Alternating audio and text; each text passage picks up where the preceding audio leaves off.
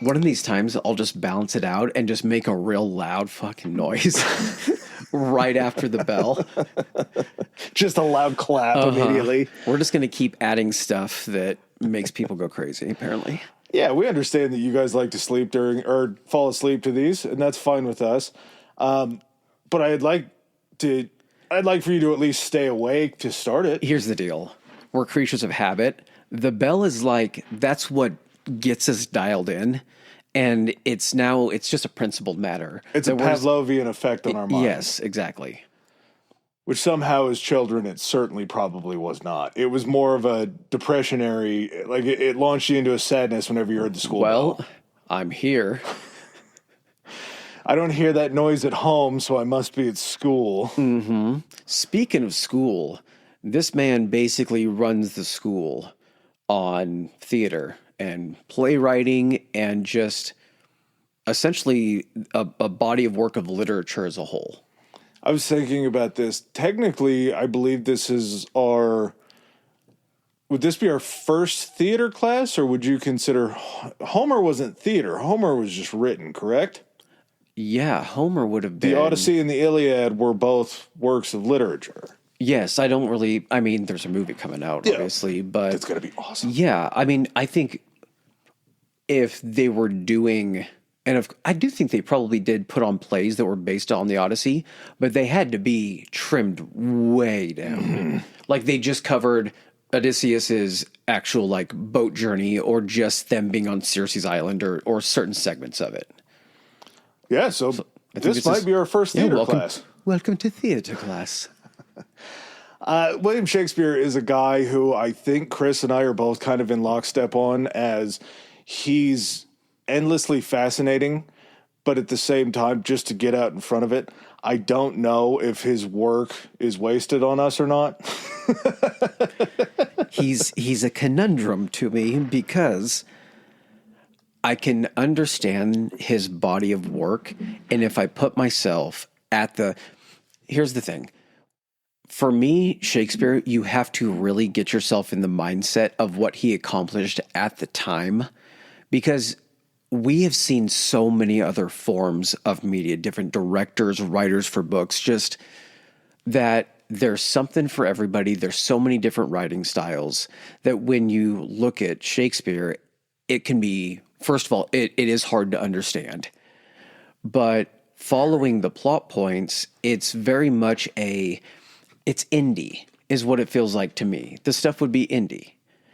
So it's very character driven. There's not a lot of spectacle to any of it.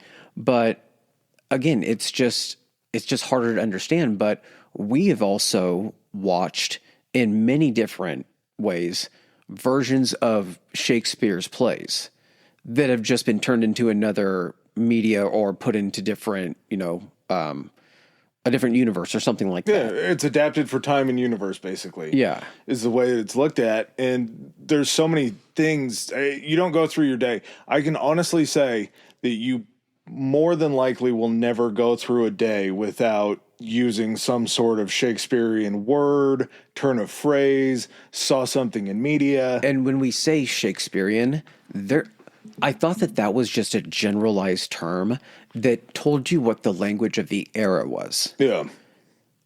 It's words that were either they were brought up and popularized, flat out created, or an amazing, staggering number of turn of phrases that you either say yourself or hear.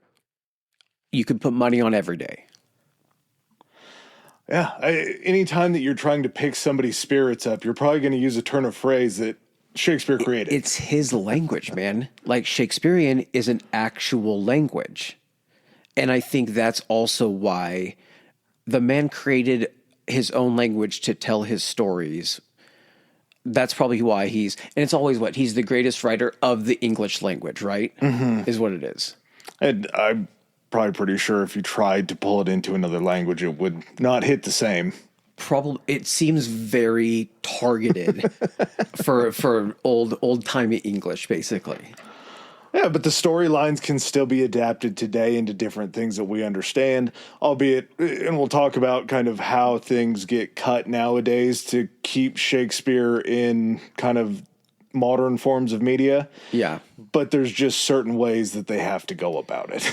All right. Well, before we discuss the end, we're going to go back and discuss the beginning. But before we do that, remember, everybody, go sign up for patreon.com/historically high. 2 bonus episodes a month for just topics that we talk a little bit about. And then we're throwing some fun, just like game showy type things on there where we're just hitting like nuggets of information for stuff you probably have never thought of, but you can kind of play along also while you're listening to it.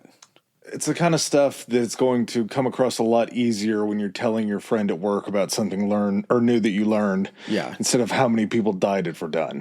Yeah, there you go. All right. Wherever you listen to your podcast, please keep those rankings as high as you can, and then keep sending the feedback to us for future topics because there's going to be room for them. Absolutely. Keep subscribing as well. All right. Well, before we hit the music, let's get into the Bard Boy of Theater. Oh, I see what you did there with Bad Boy.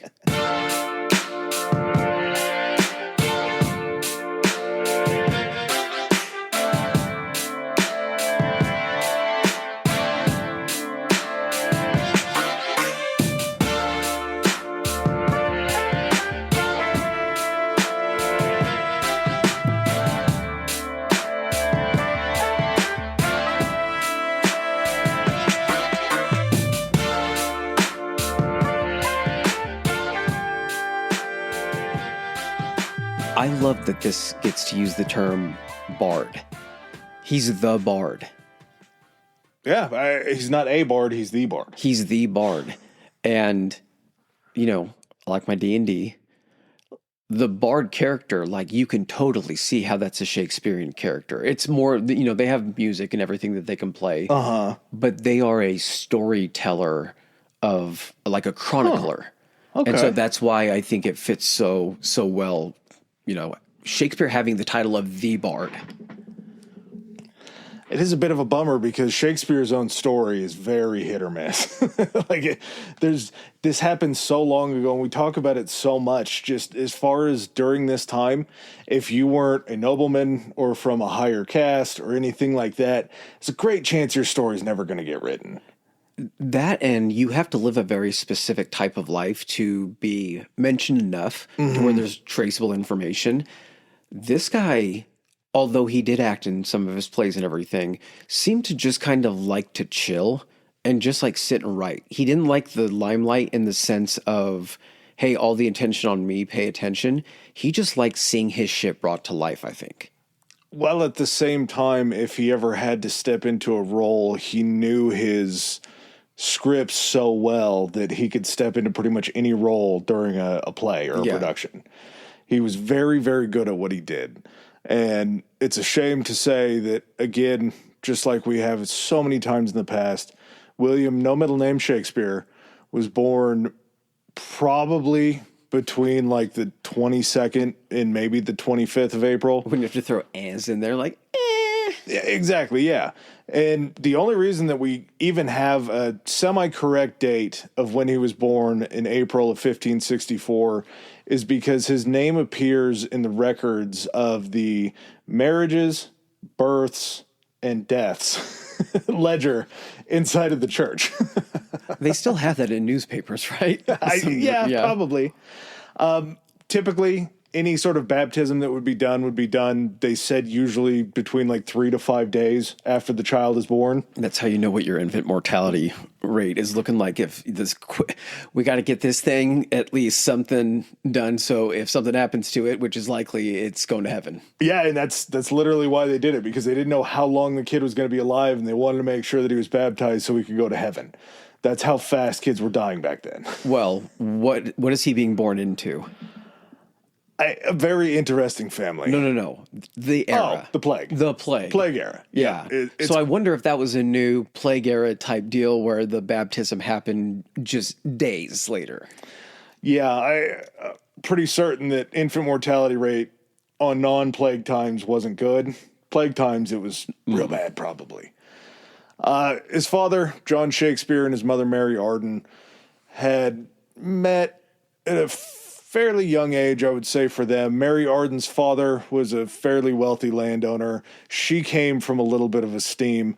John Shakespeare didn't really come from a whole lot. John Shakespeare is an interesting character because if it's to be believed that he did everything that he did do, which I have no reason to question it, he was a man that could read but not write. I like this guy. This guy's a dipshit. He's wily, though. Yeah, I know he is. But part of me also is like, what did little Billy see this guy getting up to? And what was he storing in his head? And what did he go back to for inspiration when he was writing? You know that some of like the fools or idiots that he wrote in these plays, he's like, I'm going to have this guy pull off this weird scheme that nobody will ever believe was real, but I've actually seen something like it trying to be perpetrated in real life. He kind of uses it in some of his plays, and we'll talk about it here in a second. John and Mary had 2 daughters prior to having William as their third child. Neither one of them lived, I believe, past it was like the age of 2. So by the time William is born, he's the oldest son, the oldest child actually, but he's the third child born. After that, after they have Billy, they will have Gilbert, Joan, Anne, Richard, and Edmund. Ton of kids that these people had. He breaks the dam. And back then, I mean, you kind of had, based upon the odds, you needed to have more to have some, I think. Is this a scenario where you can actually time when the plague was making its real run through? Like with the first 2 kids, plague lightened up when William was born, and then it was just like a plague-free time, and they were just like, breed, breed, breed. There's that, and then there's probably the lockdown effect of having children while you're sequestered from the plague. Because there's nothing else to do. Exactly, pretty much, probably. I could assume that. John was a glover by trade. Man that made gloves. Makes total sense that he would be called a glover. Now, had he come over to the United States or something like that, wanted to change his name, he changed it to something like Glover, right? Probably. Think yeah, of John William, Glover. William Glover. Bill Glover. Hamlet by Bill Glover. We could have that. Along with being a Glover, he becomes this kind of, he follows this odd chain of basically like political prominence. He gains a little bit of this just because of Mary's father's wealth. And when her father ends up dying, she is basically like the executor of the will. So she gets a lot of different pieces of land that then he's able to basically pull liens against for money. John's a con man, right? Yeah. Okay. Yep. He's a constant schemer. This is like at its most human element is her dad doesn't like John. John has somehow had this girl fall for him. For good reason. For good reason. And after the dad's out of the picture, he's with her because he probably knows that the dad has some prominence and what he'll inherit. And he then just starts running game or schemes using like the dad's property to try to advance his position. This is a little foreshadowing in the future, but John wanted the prominence of the Arden name so bad that he tried to get a chunk of the Arden family crest put onto the Shakespeare family crest. So there would be the physical look of relation between the Arden family and the Shakespeare family. But the Shakespeare family didn't even have a crest for a little bit. I'm trying to remember. I don't think it's at this point yet. No. It's when he gets into a certain position. He's just basically like, oh, I can have a crest now. He tries, but it would actually take Shakespeare's own coming to Bill's own coming to prominence for them to actually go through and be like, oh yeah, you guys probably earned one at this point in time. Yeah. So John ends up starting out his political career as an ale taster, as an ale and a bread taster. This isn't necessarily like a food inspector. This is somebody that's actually put in these positions to taste these things to make sure that they're not bad. Yeah. So as people come into town and they eat and drink in town, they don't get sick and start spreading bad news about Stratford. So when you say political career, this is a public servant, basically. This is a person hired by the city to come in and be like, hey, we need you to tell this if we can serve this to people. Is this bad? And he just walks around and tastes these different inns and taverns, ale and bread. We've talked about this a few times. The evolution of man and trying to figure out what is eatable and what is edible. Mm-hmm. That was basically what he was. Yeah. If John dropped dead, they probably weren't going to be too bummed. They would just have to fill the position again. But he was the guy that's like, he's kind of an asshole. If he dies, he dies. Okay, hear me out here. Let's just make him akin to what you would think a health inspector, something like that would be. So I might be just like imagining this, but I could see this happening. You go in someplace and they have ale and bread. And if you were to say this tastes bad, you have to get rid of it. That's product that they then have to replace and can't use to make money, correct? Yeah. So if you go in there, he takes a bite and he just kind of gives you that look of being like, like, I don't know, could be either or, and a little grease comes across the palm a little bit, a couple shekels or something in his hand. You know what? This bread is good. Let me try the ale. Ooh, that's a little bitter. I think, oh, wait, nope, it's not bitter actually. Ooh, look what just found its way into my pocket. There's that opportunity's like ripe for happening, right? That whole keg of ale that I just tasted feels bad. I'm actually the disposal guy, so I'll just go ahead and take that barrel home with me. Something fell off the truck. Or using it to bribe someone else or something like that. Yeah. Along his little weird political journey, he will stop and be an alderman, which is, I guess, kind of like a mayor of a small area. He's also a constable. Now, in the future, when Shakespeare puts a constable in his plays, he's kind of a goofy son of a bitch. Mm-hmm. He's a little dumb. Yeah. He's a little stupid. He's the guy that can't solve the case. He's kind of a bumbling, stumbling type character-ish, yeah. Good chance that his father might have been the mold for his future constables. He ends up rising all the way to becoming a bailiff, which is basically like the mayor of Stratford. So a alderman is like city council member. Yep. Sits on the council. Council, and then, yeah, okay. Bailiff is the head of the council. Gotcha. So mayor, yeah. And again, if it's to be believed, because if he was able to make it to what is essentially the mayor of Stratford, he would have to be able to read, right? And at this point, Stratford is like 2,000 people, which, because of the era, it makes it a pretty legitimate city. It has a pretty bustling wool trade, right? That's like its main export? Okay. It was actually much bigger like a year or two before Shakespeare was born. They lost, I believe it was like 800 people in the plague year before that. Makes a lot of sense. So it got eaten through pretty bad. But again, got to be able to read, right? He's the mayor. He's got to be able to read. The way you say that makes it sound like he didn't know how to read. I only say that because his signature was just like a scrawled, squiggly X. Now, that's just laziness. I don't understand how this works, but if you can read, you should, in theory, be able to write, correct? Because if you can see the words in your head and figure out how to read it, all you got to do is copy that down. I get what you're saying. I thought about this because we actually talked about this a little bit before we recorded. I think you could copy the words down, and you would even know in what order they go when you're saying them. But knowing how to structure something where you're writing something original that you're saying and not copying off something, I think maybe you don't know how to structure that together to make like a coherent sentence. Maybe you don't know punctuation, because you could be reading something that has punctuation, see that there's punctuation, stop or enunciate or do whatever, but you don't know why that has to be there. You just know that it's there and you're speaking like it tells you to speak. Every time he reads a sentence, he just says stop when it comes to a period. It's still ridiculous, the fact that this guy's mayor of the town and can't write. Yeah, well, he doesn't stay mayor. He stays mayor for a little bit. But at the same time, like we've talked about, this guy's a little greasy.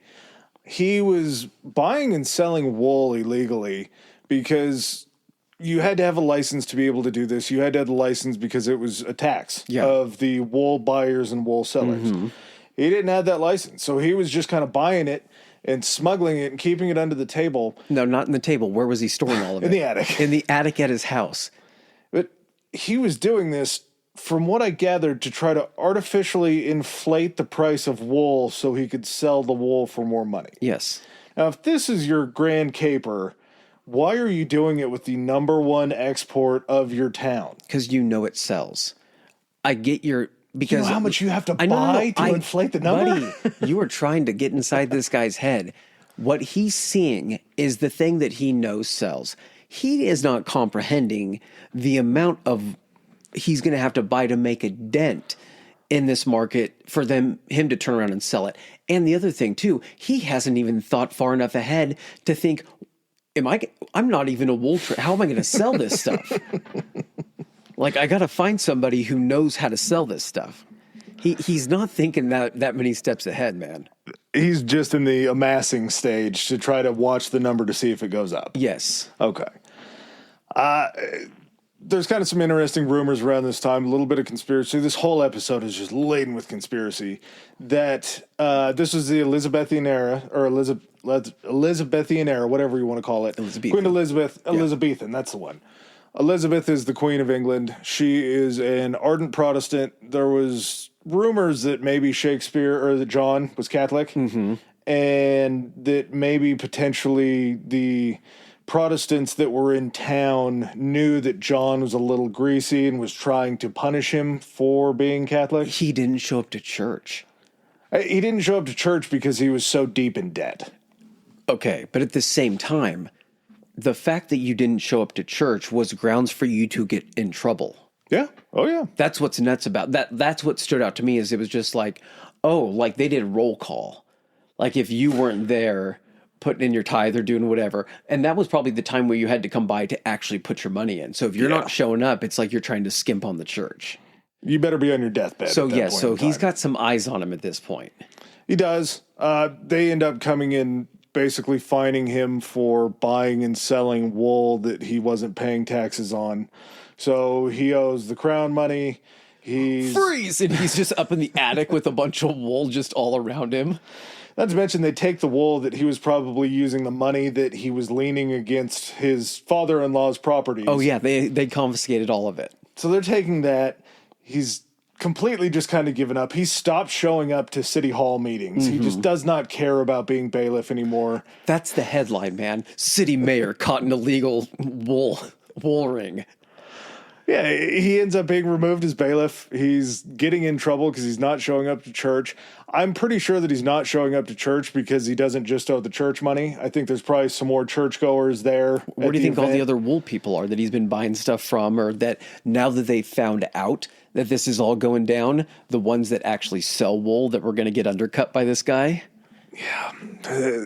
He had a lot of people, a lot of money, and they were all congregating at the church, including the church. And they all knew how to use shears. Yes, they did. Probably knew how to take some nuts off of a sheep, too. While he's high on the hog, is kind of the descent is happening. This is when John applies for the coat of arms. He ends up failing, or this is just basically to try to lift the family social status. It only looks good. You become a gentleman. You raise your standing in the hierarchy of people to get a coat of arms. You've reached a level of prestige that allows you this honor. Yeah, you've reached like gentleman status. Honestly, like how cool is it to have like a symbol? Pretty sweet. Like you get to create your own logo now. You kind of give them a rough kind of sketch or outline of what you want. I think there's a grouping of people that will actually create it because they have to go through and check against everybody else's crests. Yeah. To make sure that it's not the same. What would you like? I want a shield. A lot of people go with the shield look. Okay, what else do you want? Ooh, I want a knight's helmet. Okay, we have several models of the knight helmet that you can select from. Anything else? Antlers. I always see deer. It's like, get out. You want antlers this on a matches helmet? 30 other crests, man. You've gone too far.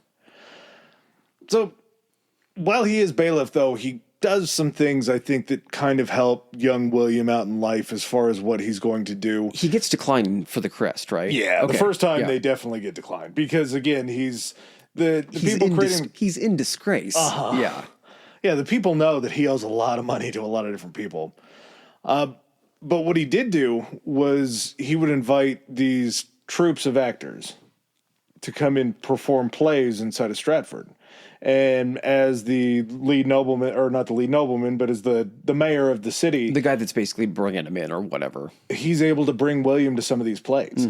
So William is kind of getting this understanding of what an actual play is. And we'll talk about kind of how plays were developing, because there's a very distinct matter of time where after the Reformation happens, there becomes this cutoff of theater and plays before were very religious, and they were done outside in all of these different areas, to the crown basically stepping in and saying, if you're going to do plays, they're going to be secular. There's going to be no religion involved in any of this. Yeah, so what do we write about? Stories, funny stuff, I don't know. Just keep the religion out of it. So if this happens during the Reformation in the 50s, he's born in 64, he's going to be at a young age kind of at the new frontier of what theater can be. Yes. There's going to be plays that are just original ideas that are, of course, there's no real such thing as an original idea just off the top of your head. You're pulling from different sources of older materials. Yeah. Or if you had a dipshit king that you could create a play about that's not necessarily secular. The dipshit king of another country. Yes. Yes. That too. So William gets a taste for this kind of at a young age, but it doesn't really step in. Being in Stratford upon Avon, where he was born, he did get a... Stratford upon Avon. It sounds like such a cool place. I would love to go see it. It sounds so fucking pretentious. But I think they said, like, nowadays, 96% of the industry in Stratford is just around the Shakespeare legacy. Okay, I do like that. It's basically Shakespeare's town at this point. But his schooling was something that not a lot of kids got. He would get it was called petty school, basically, before he would attend something called the King's New School. Petty school is where you're going to learn the Lord's Prayer. They're going to teach you basically as much religious shit as possible to kind of jam in while your teaching mind. you the alphabet, things like that. But yeah. Very, very simple things. The King's New School was actually offered to, I believe it was any boy in the county, in the area, was able to attend these schools. And this is where the debate starts, because him going to the King's New School is technically schooling, but at the same time, it's believed later on in life that a King's New School isn't going to provide the academia necessary for Shakespeare to make what he makes. I think that during his time at the King's School, they were having them, it was taught in Latin, and then what else? Like Greek? They did a little bit of Greek, but a lot of like the number systems and all of that was in Latin. But what it did was any Latin translation of texts Yes. then becomes something that he knows how to read. Exactly. But this is where he was able to get kind of his first taste of like literature that was written in Latin that maybe wasn't taught at other schools because it hadn't been transferred into, whatever, Victorian English or Elizabethan, whatever you want to call it. But this is where he does start to develop this. He's seen the plays on stage. Now he's getting to read about like epics, and he starts to actually learn the structure, like the technical aspects of like literature and like a play. Yeah, reading and writing classic Roman works from people like Terence and Platus. He's also learning Latin, as you were talking about, in these grammar classes. So he's able to read things like Aesop's Fables. Obviously, the Old Testament they're going to get real deep in, which I'm assuming back then was just called the Testament. Wasn't that old at that point in time. No, but no, hold on. But when was the split when like they put in the new books? I don't know when the New Testament came online. That's a good question. I feel like when you say the Old Testament is like the fire and brimstone shit, right? Yeah. When God was pissed. There's a lot of angry stories in the Old Testament. The Old Testament is a lot more Greek goddish. Yeah. Yeah. Very much like so. Like vengeful God. But if it's written around, I believe it was written around like 1000 CE, you're talking about a time when Greeks were coming out of power, and these stories that were written is when Christianity kind of... I know. I just love the fact that an early version of the works had like a character, and then afterwards they were just like, ooh, he was kind of mean in season 1. It's like Michael Scott, how sometimes he's too rude in season 1, and then season 2, we're going to lighten him up a bit. He's going to be a little bit more fun. Face turns for all We're going to give him a kid. But he starts to get a taste for some of these things. He would graduate to, in his teen years, he would graduate to things like Herodotus, the Metamorphoses, Virgil, Ovid, some of these Greek philosophers that he's getting into, mostly mostly Roman writers that he's reading about. But I believe the term is autodidact. That's kind of like a self-teaching person. Yeah, sure.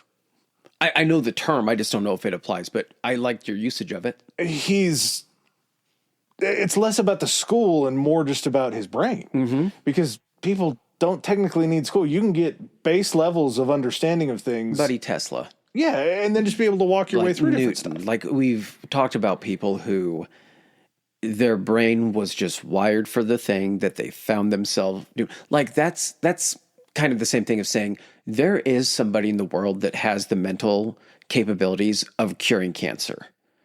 If you put them in that position where they get to study all the stuff and come to the conclusion, they will be able to figure out how to do that. But what are the odds that that person with that exact makeup of their brain is in that position? Could be a kid in Africa. It's a 1 in a billion type situation. Yes. And Shakespeare was probably a 1 in a billion type mind. Shakespeare to me is it's the perfect storm of him being this guy in this place at this time. And that's why he's the guy. And I know you could say that about a lot of different people in history, but he found himself exactly where he needed to be, had the exact skill set that he needed to have. And he was just, the world was ripe for it. And all those qualifiers that you just said make him rife for conspiracy. Yes. Rife for the ability because, to somebody... yes, how could this person do this? Yeah. Yeah, this guy could barely tell his left hand from his right hand, and you're going to tell me that he wrote all these incredible works? But he knew more. Yeah. That's just how his mind was different from somebody that needed to go to college. Some of the reasons that he didn't go to college we'll get to here shortly. Billy probably phased out of the King's School right around 14 or 15 years old. There's a fairly large gap. I'm assuming that the large gap is probably because John was very deeply in debt. He probably needed somebody to help him make gloves to try to get out of debt. William Shakespeare's like, he's in Goodwill Hunting. Yeah, he's sneaking off, try to bring his family back. Well, I meant Goodwill Hunting in the sense of he's somebody that will continue to get an education outside the system in which you feel like the education he has or displays, he had to have gotten that somewhere. He's like Will Hunting, where he's like, $1.50 in library charges or something like that, and he just gets all the information from books. I taught him how to read, and then he just knows how to process it. The next time that he shows up in any records, he's going to pop right back up in that Book of the Diocese. At 18 years old, he's in church records of the Diocese of Worcester. He was issued a marriage license at 18 years old. Now, 18 years old here, adult. Apparently, in the 16th century, you had to be 21 years old to be considered an adult. That's accurate. Yeah? You're still dumb as fuck between 18 and 21. Very much so. But it's shocking that we lowered the age of adulthood now compared to what it was back then. We need more people to fight in wars, my man. They did. Oh, yeah, we do. But our lifespans have gotten much longer than theirs were back then, but it took them longer to become an adult, so they had less adult years to be able to live, just in that scenario. They had just better, He did seem to be punching above his weight class, though. He ends up marrying a woman named Anne Hathaway. She was 25 years old. Now, I can't fault William for this at all, because an 18-year-old Professor Adam was dreaming about marrying Anne Hathaway, for sure, right now. Anne Hathaway was awesome when we were younger. She still is. Yeah, she's still awesome. I didn't realize that Anne Hathaway was actually, her parents named her after Anne Hathaway. I did not know that either. I thought it was a stage name.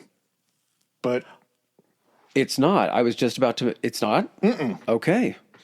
Yeah, she was literally named after William Shakespeare's Anne wife. Hathaway. Okay.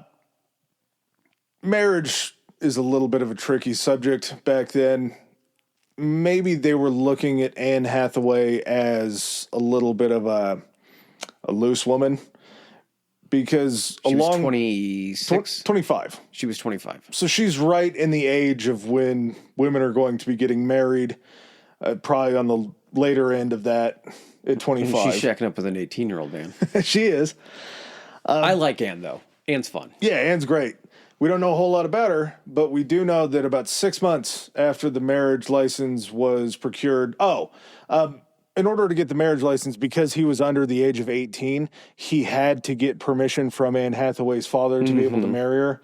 Anne Hathaway's father was dead. So he had to get 2 of Anne Hathaway's neighbors to come down and put up money saying that, Same thing. that he was good for marriage. So no father. What about a neighbor? You're not even going to go to uncle. No, just listen. If your father's not around, well, I don't want to hunt down an uncle. My neighbor lives so much closer than my uncle does. Yeah. We need to get this wrapped up lickety split because 6 months after the marriage, they're back on that diocese rolls again for having a child. Mm-hmm.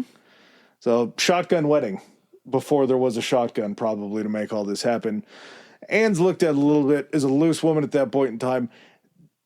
From what it sounds like, about 20% of the marriages were followed by a child before 9 months. Yes. This wasn't an uncommon thing to happen in that era back then.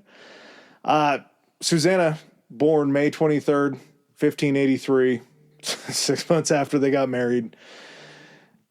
Shakespeare suddenly sees opportunities for apprenticeship and extra schooling go out the window because to apprentice for a job or to get a higher education, you weren't allowed to be married.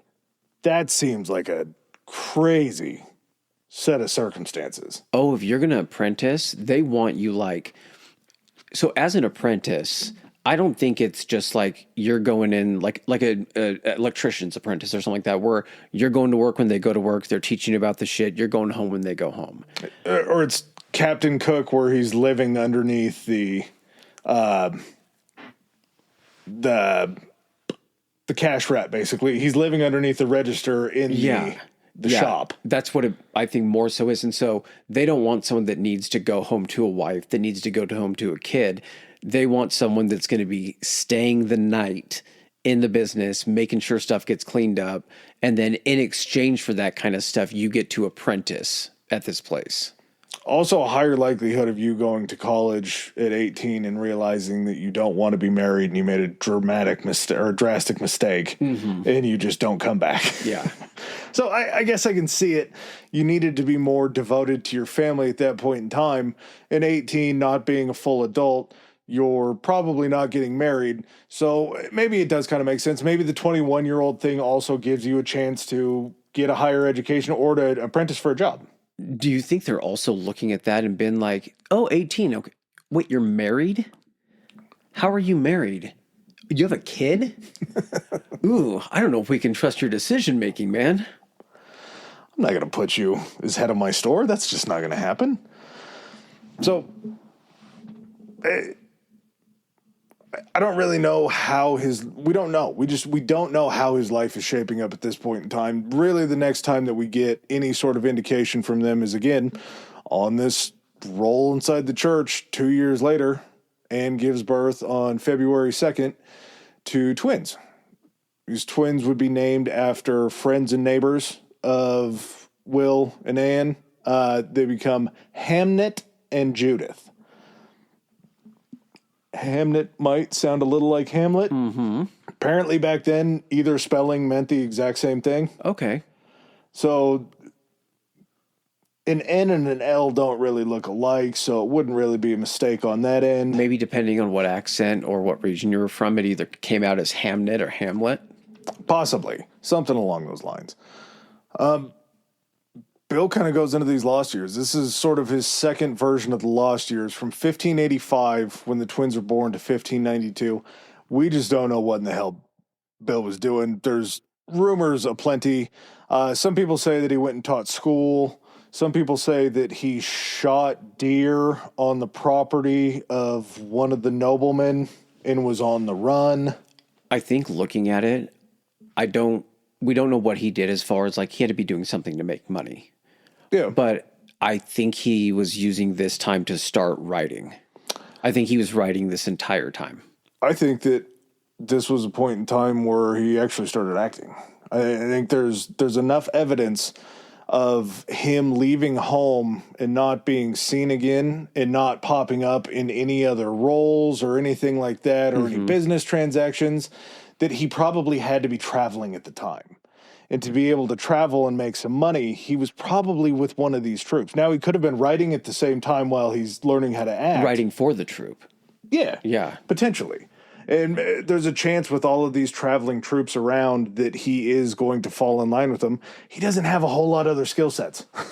No. He wouldn't be considered what was an usher, which was basically the teacher at a school. Well, and the crazy thing about that, too, is you're thinking, okay, well, this is like England coming off the plague. Like how much are people going to be doing recreational type stuff? I mean, it was just scratching by for survival, and you're still doing that every couple of years. But at the same time, that's when people seek out like the distraction and disassociation, and they do that. There are so few mediums at this point to do that, that seeing something come through your town or being able to go to something that is our equivalent of, it's not even going to the movies, because there's other things you can do besides go to the movies to get the same similar experience. Yeah. It's like going to a fucking theme park or something. Yeah, it certainly is. And I think as far as that goes, and this is kind of what makes me lean towards actor, and maybe you're pretty accurate with the writing as well. 1587, there was a troop that was traveling called Queen Elizabeth's Men. Now, to be Queen Elizabeth's Men, this is named after Queen Elizabeth because she was basically the sponsor of the troops. So if you've had a child in T-ball, or you yourself were in T-ball, and Gary's Auto Body was the sponsor, he just threw his name on the back of the jerseys. But if Gary's Auto Body also ran like the country. Yes. Yeah. If Gary ran the country. President Gary's Auto Body. This troop, before it ended up reaching Stratford, was in the town. Before they came to Stratford, one of their players, a man named William Nell, was killed in a bar fight. So potentially when Elizabeth's men show up to Stratford, they're down one player. And you have the potential for somebody like William to be able to get on board with them and start learning the craft. There's also, if he did assume this role in the players, I think there's also a little bit more evidence, because at that time, Queen Elizabeth's men were performing plays that are going to sound very similar to some of William's later plays in Henry V, King Lear, King John, and Richard III, where Shakespeare goes on to write adaptations of these different plays. Correct. But at the same time, those plays themselves are adaptations of people's interpretation of what happened during the historical events that those plays were about.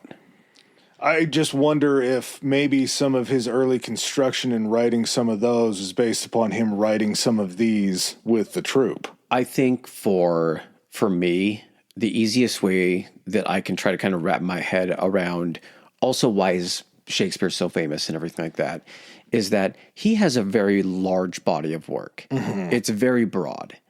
But at the same time, people only know maybe 2 or 3 Shakespearean plays or poems, sonnet, whatever, off the top of their head. Most people, you can say Shakespeare, Romeo and Juliet, maybe you can say Macbeth, maybe you can say Hamlet, maybe A Midsummer Night's Dream. But Julius Caesar. But that's also because those things have been adapted to movies and everything and all that kind of stuff. He has a really good, consistent. He's like a musician that has a bunch of good albums. It's good work, but a couple albums either like 1 album or 2 albums stand out the most and have like 5 good songs on it. Yeah. But you can still listen to any of their stuff and it sounds pretty good, but there are just some that are much further above the others. Yeah, I think it comes down to just subject matter of being something that's further away from anything that they've already heard. And what can actually be applied to the times that are currently applying. Yeah, absolutely. By 1592, we do have some pretty concrete evidence that Billy was in London and he was acting. and it sounds like he was dipping his toes into playwriting. And this is based upon a passage that's written by a man named Robert Greene. He was a playwright. He produced this work posthumously, so there's a lot of thought that maybe this wasn't Robert Greene's work. This was Robert Greene dying, and then maybe some other people that were critical of Billy being able to be like, we can throw this under Robert's name and he'll take the credit for it. Yeah, Robert's he's already dead. Yeah. Because it's basically, it's like not a smear article, but it's just shit talking. It is. So it says, there is an upstart crow, beautified with our feathers, that with his tiger's heart wrapped in a player's hide, supposes he is well able to bombast out a blank verse as the best of you, and in being absolute Johannes Facetum, in his only conceit, the only shake sense in the country. Or the only shake scene in the country. Yeah, so it doesn't call him out by name directly, but the wordplay is there, and they're shake scene is a pretty hard dead ringer for that's what I'm getting at for the man. But also just an upstart crow. So he's just a basic bitch. He's a basic bird at that point in time that's just starting out. I think it was like meant to also indicate like being very common because there's a lot of crows. Because this was from a group of individuals. What was the guy's name? Robert Greene. Robert Greene, and then also his kind of, not troop, but people within his sphere were all of these Oxford or classically educated type people that had gone in and studied Plato and the Greek tragedies and all this kind of stuff. Shakespeare is someone that comes in and doesn't have the classical background of someone that is going to be successful about this. There's an established order of people that are already doing this. And when someone comes in and starts making waves, they're like, well, he can't do it that way. Like Shakespeare is the rebel. He's like you said, he's the bard boy of theater. Well, and even he's a tiger's heart wrapped in a player's hide. So he has these dreams and aspirations to be a playwright, but he's just still a player that's out on I think stage. that makes you sound cool. Like I got a tiger's heart. Yeah, it doesn't sound bad at all to me, but then when you get to the point of him calling him shake scene and all these other things. Yeah, I guess also with the language, some of that can mean to be a burn, but at the same time, it makes it sound kind of cool. So you're like, I'm not sure if it was supposed to be derogatory or not. We didn't understand that was backhanded back then. Yeah. Well, they understood back then. We understand that there's some compliments in there. Exactly. As we talked about earlier, 1550s Reformation pushes the theater from religion to more secular themes. The theater in London was banned within city limits, so any of these playhouses that are going to be built are going to have to be built outside the city of London. There's a few reasons for that. One, back then, plays and those kinds of things weren't looked upon with high esteem. Yeah. You weren't a very high-ranking noble person that was going to be going to these things. They usually happen during the day because obviously the more candles that you light inside of a theater that's made of only flammable materials is dangerous. It's the value of your skill set. This comes at a time when a skill set had to feed you. Does you pretending to be somebody else feed you? You standing up on that stage and just saying somebody else's words and faking or wearing a costume or something like that, like that's not a survivable skill. There's not enough of a draw into it for people to like sit and watch and start to appreciate the skill set that it is. You can be bought and sold. There's a million of you out on the street. You're a gimmick. You're Pretty something much. somebody might go to once to see what it is, but they're not going back. Yeah. There was also the fact that this was at a time when London didn't have any plumbing. So if you're going to get a bunch of people congregated in one area like you would a theater, there's going to be a lot of shit and piss and dirty, stinky people all in one area. So if you're a nobleman, you're probably not going to go hang out with the other people. And we'll talk about that with kind of the theater construction. But in 1576, there was a man named James Burbage who built the first theater around London. This was just called the Theater. Theater performances moved indoors as they became more secular, whereas you had religious figures that were playing these things out in the open. You had these theaters built as they got more secular because you had these troops that were able to perform that were outside of the clergy that were doing these plays. You're broadening your subject matter of what you're going to be allowed in these playhouses, so you can also start operating them more consistently. You want to be able to operate when it's raining. You want to be able to operate maybe when it starts getting a little bit dark. So you're going to give yourself, and plus this goes toward, like you're saying, you want to draw and legitimize this because you want to keep doing this. Yeah. James Burbage is sitting there saying, I'm not just doing this for a hobby. Like, I'm doing this as my livelihood. So I need to start bringing in some people that are a little bit more, I guess, established as far as my audience. Plays are awesome, but if you're going to be the one making money, you need to be the one that's directly getting the money from the people, the patrons coming in. You can't just be a playhouse in the city. You have to be the playhouse in the city. You're selling food, you're making money off of refreshments, anything like that, instead of just being the people on stage. You want to be able to take the gate and then pay the troupe that's in there doing the plays off of what you make off of the gate. And then if you can also just have a troupe in there instead of traveling troops or anything like that, then you control even more so about it. You're not paying people to come in. With the move inside, you start to see these tiered galleries. So you'll have a top section that's actually more money to get into. Where rich, well off, still all right, decent, up front where there's probably not like there's bench seating or something like that. Poor. Oh no, my friend. No bench seating down on the floor. Standing room. This was called the pit. The pit for groundlings. And again, we get back to groundlings being a very bad term because nobody was leaving the pit because it was standing room only to go shit or piss. So the pit becomes the bathroom for all of the people that are sitting down there. So you could be up in the middle of this long... I hope this is nixed pretty early on when theater starts to kind of take off. I think I think England was a very dirty place back then. Okay, I get that. I just think James is running a classier establishment than this. And so there were probably some rules about like, hey, no shitting or pissing in the pit.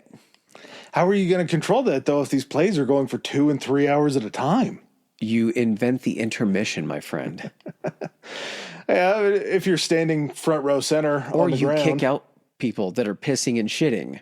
Yeah, maybe that's it. As soon as somebody squats, you just point to security and they go grab and get them out before they can do their business.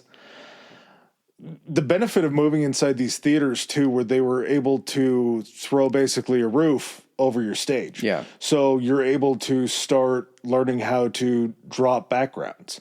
And you're able to start bringing in props and different things to where you can be elevated off the ground with the groundlings in the pit on the stage, but you also have something to cover over the top of you that you can basically kind of use for different stage settings. Yeah. It's a very kind of nice setup to do this. And of course, back then, all the roles of women were played by boys or younger men. This was a no women allowed inside these things, but women can't act. Silly.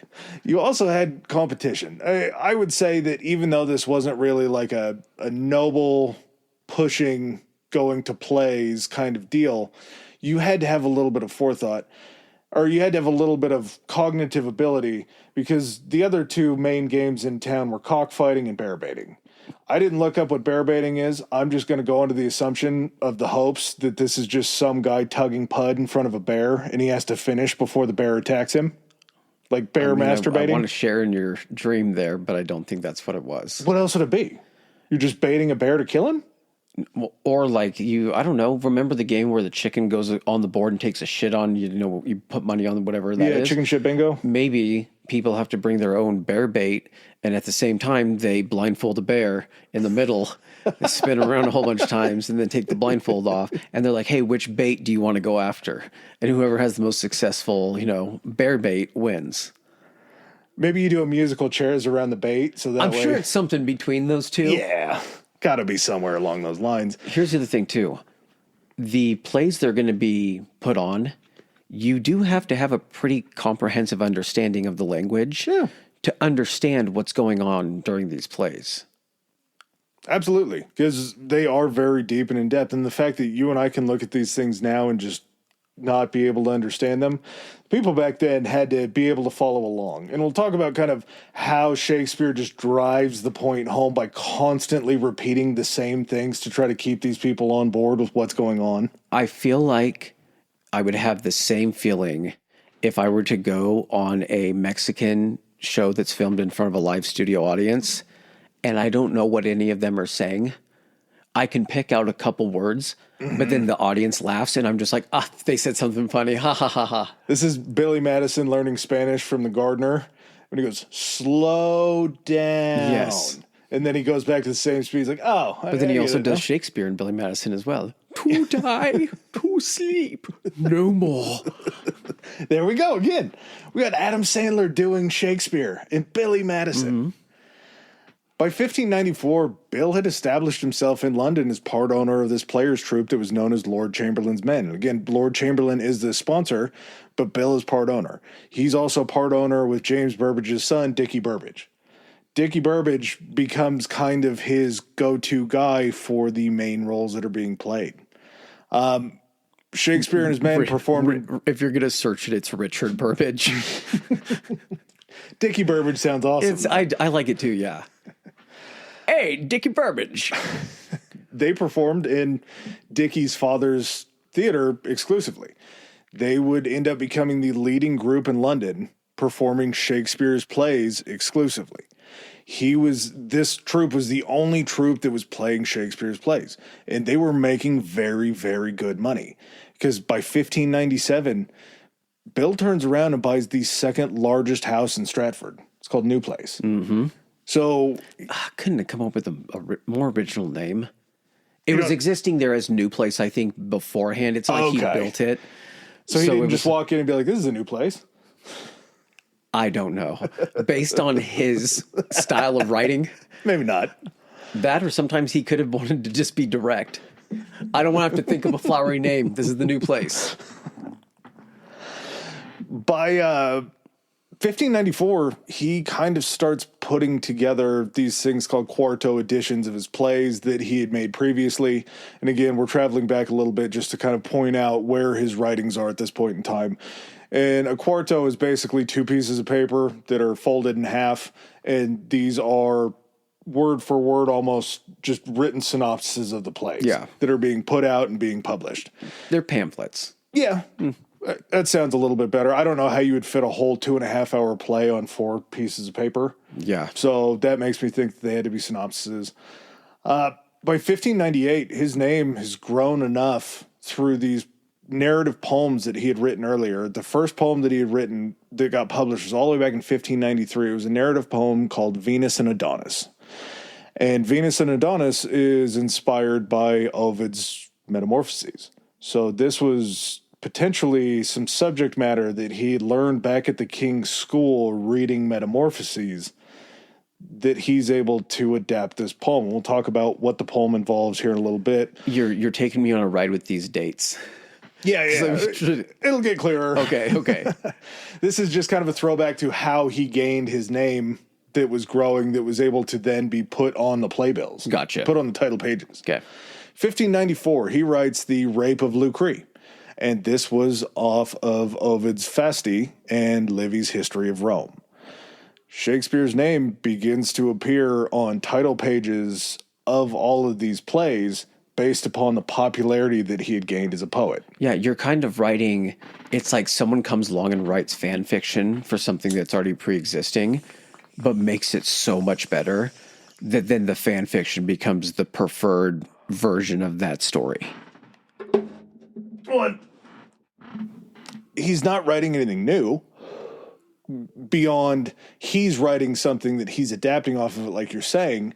But at the same time, if you didn't go to these schools and you didn't read Ovid's previous works or Livy's previous works, this could be a whole new story. It's the first time you're ever seeing something like this. But at the same time, even if you maybe had read something like that, you're watching it and you're like, well, this is different. Like, I kind of thought I knew what was going on here, but he's changed enough of the dialogue, or he's added a twist or something like that.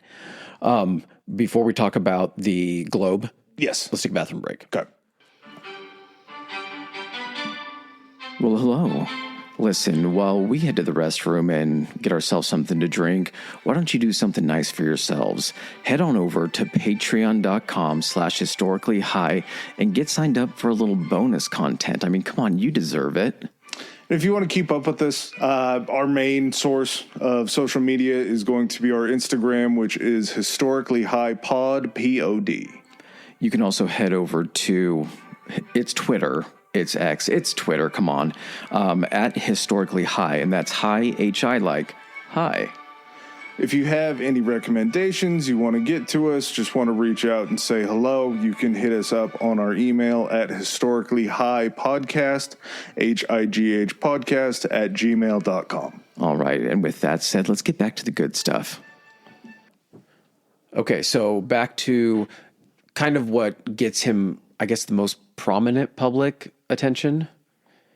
It was his first real time to be able to be seen in the spotlight. And back then, being a poet was a pretty profitable job. So he's publishing, basically, is what he's doing at this point. Because before then, you're watching his words, you're watching the plays that he's writing, but it's not like they're selling at the gift shop pamphlets or the actual play itself. Well, and his name's not foremost on the title or on the title page because he's not famous yet. You're also looking, hey, that's Richard Burbage doing that, instead of saying like, oh, written by William Shakespeare. So in order to get his name out there when these plays get when these poems get published, now he's the poet that's on the title page. We know his writing, his plays have to be just as good as poetry. I guess in that situation too, like as a playwright, Richard could knock it out of the park on a performance and have instant success. Everybody sees him. Everybody knows him. Even if it's due to the writing that William did. With William and just, I guess, writing in general, once you get a little bit of that body of work established and everything you've come out with is a banger, then I think it takes people being like, Richard is still really good and all this stuff, but have you guys noticed all of these things are written by the same guy? Everything that's entertained us for the past 6 months now it gets that attention of saying like, okay, I'm starting to see why this is working so well, why this is so enjoyable. This guy's writing all the stuff I like. It's not just Richard performing it, because I've seen other people play that role. Maybe Richard had an understudy and he got sick or something like that. I saw someone else play that. It was still a great performance. So it was the writing. Everybody still hit their spots. We'll talk about kind of how he formed some of these characters to characteristics of the people in his troupe. Like he knew that he had two guys that always played the women. So when he would write two female parts in, he would give their physical descriptors as the guys. Yeah.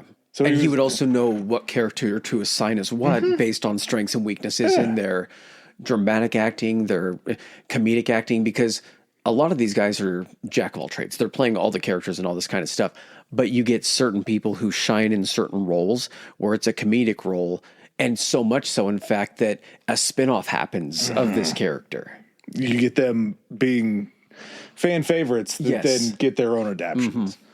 So back to the poems. Venus and Adonis is this exploration of love, loss, and desire through the lens of Greek mythology. You have the Greek goddess Venus and Adonis who have fallen deeply, madly in love, and they're separated. The only reason that I'm pointing like a real Romeo and Juliet-ish situation. Yes, this is just groundwork that he's pulling from these poems. The Rape of Lucrece, thankfully, he didn't pull a whole lot from, because it was about a woman, a wife named Lucretia. She was the wife of a Roman soldier who brought his friend home from a war, and the friend ended up raping Lucretia, and then she ends up telling her Roman soldier husband, who had called in other Roman soldiers to kill the man that did it, and then eventually found out it was his friend who was also a Roman soldier, and they just tear him limb from limb. Pretty dark play. Salacious. Or pretty dark poem, yeah. But at the same time, you do get kind of some of these elements that are going to be put into the plays. It's got everything, man. It's got punishment. It's got violence. It's got, more R word. Yeah. 1599, the troupe ends up coming up on some more money. They actually buy this space, and they buy this space with the knowledge that the land that Richard Burbage's father, that the theater is on, is going to be sold. So they end up going and tearing down the theater, floating the wood down the river to this other place that's outside the city, and just building a theater with the same wood. Quite literally, just reconstruct it using the same timbers. I think it was something about how London was growing. We've talked about this with like taverns and stuff like that. you used to be on the outside of town. But as the city grows, it's not that you just get to keep the same standing or you get to keep the same restrictions or lack of restrictions you had when you were outside of town.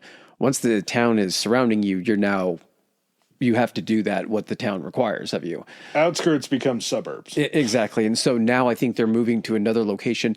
And what's funny is that you're saying they floated it. They just had the new location right next to the river too, which probably also helped with the sanitation aspect of it.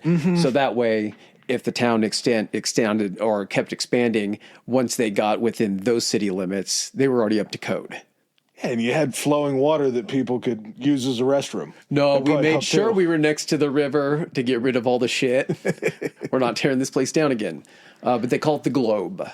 Yeah, this is the world famous Globe that has gone through so many iterations because we'll talk about it. The troupe would perform a residency essentially for 3 seasons out of the year, dependent on plague, of course. How many when plague season kicked in? Yeah, when death season showed up. But also, it being a mostly enclosed theater, you still had the roof that was open, so you're not doing a play in the middle of winter time. Everybody's freezing to death in there. Nobody's having a good time at the play at that point in time. So he would use not a lot of open roaring fires able to be in these places. No, not in a wooden globe. Yeah. So they believed that he would actually travel back home to Stratford to go live with his family and to continue to write. The trip from Stratford now, they said, I believe, by car with traffic's about 2 hours. From London to Stratford back then was a 3-day journey by horse and a 4-day journey on foot. That's how much longer it just took back then. One's a commute now. The other was a vacation. So if you're going to be running back home, it's going to be pretty long. Probably you're going to be there for a season. You're going home for the season. Yeah. It's also time for you to write too, without having to worry about any of the other distractions. You get to come out with the next season's new thing. You're writing the next season of the show because there's pressure to go ahead and continue putting out, the entertainment that you have been, and at the same time, you can't just rest on the success of the stuff you've already had that's popular because other playhouses in town have new stuff too. Yeah. Which you got to think his quill was just always working at the rate that he turns these things out. Yeah.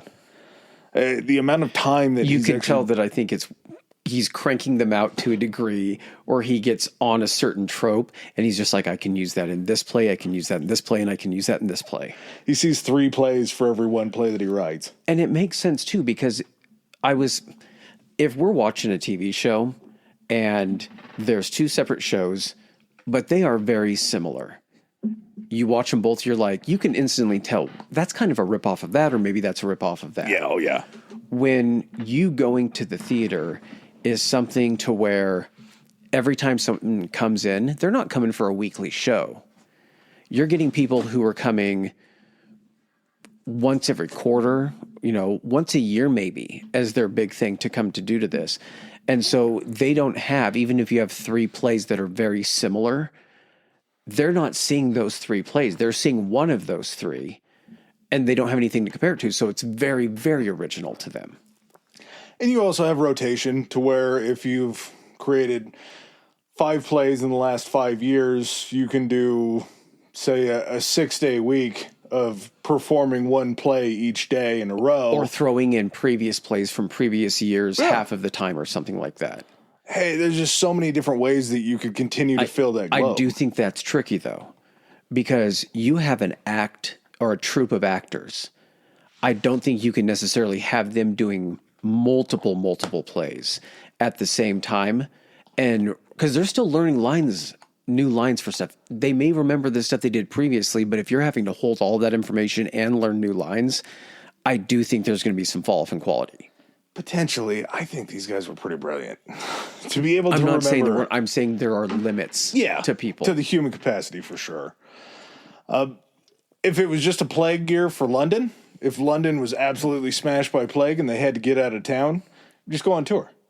If all of a sudden it wasn't just London that was smacked by the plague and it was the rest of England, you're going to be shut down for the entire year. There's just nothing else that you can do. If there's a quarantine or something like that, it's not like there's a theater troupe exception to keep traveling around. Because guess how the plague gets around? By people traveling. Yeah, somebody died in that troupe, and you were in 4 different towns in the last week. That also has to be a big thing of what's the risk to our troupe. These are specialized people. This is not like the people are lining up to be actors and everything. The people that you're using have demonstrated they can do this, and you have certain roles that you write for them and whatnot. You can't afford to lose these people. No. And if you're shut down and you're in London, you also have the luxury of being the Lord Chamberlain's men becoming the Queen's men. Mm-hmm. And if you're becoming the Queen's men, you're going to be able to perform at the royal court. I thought it went Queen's men to Lord Chamberlain's men, and then from Lord Chamberlain's men to the King's men. I thought it was Chamberlain, Queen. It went Queen, King. Chamberlain, King. Okay. They ended up performing over the entire career of this troupe. They ended up performing at the royal court over 200 times. It's a lot of performances for the royal court. You're the King's men. Yeah, eventually when that happens, when you're not just Lord Chamberlain's men. But even as Lord Chamberlain's men, they were the preeminent acting troupe that, and yeah, man, think about that. Like, think about being able to put that on a flyer outside the Globe and everything of how many times like the premier group for performing in front of His Highness or whatever. See the same plays that, the King sees. There was a fair amount, I think, of also trying to please the king or queen at the time, because a lot of the subject matter that would come to talking about royalty or anything like that, this was almost a way that the queen could spread propaganda. She could tell Shakespeare to maybe sprinkle in some pro-queen stuff to maybe raise her standing with the people if things weren't going great. Mm-hmm. This was certainly a commercial tool for the royal family. But there's so many different areas they would go to. They would end up traveling to Greenwich and Whitehall just to perform for Queen Elizabeth. So even if she was out of London, off of Buckingham Palace or whatever the hell they stayed in back then, she'd be like, I'm so bored in Greenwich right now. Send for the troupe. Mm-hmm. Bring the troupe. Make sure none of them are sick. Bring the troupe here. I want to see this play or this play. Bring that William kid. Or he's a man now. He is a man now. Well, technically, he was a man when he got married, I guess, or when he turned 21. But now he's a full-fledged playwright. They would have like an annual Christmas week where they would just perform plays for the royals, a different play every day in the royal court. It was just like a Christmas So you're just getting to go on a week vacation and stay in the royal housing and everything. I'd imagine they were probably going home every night.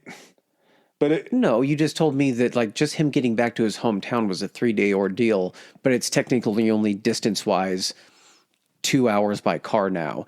I think like the winter homes of the royals and everything were outside of London. They were in London? No, like that's where you get like Windsor and all like those kind of places where they can go to. Windsor Castle, is that what it is? Yeah, I think so. I don't understand. They have so many different houses. I know. There's so many different names for them. But yeah, if plague was everywhere, Billy would just head back home to Stratford. He would continue writing.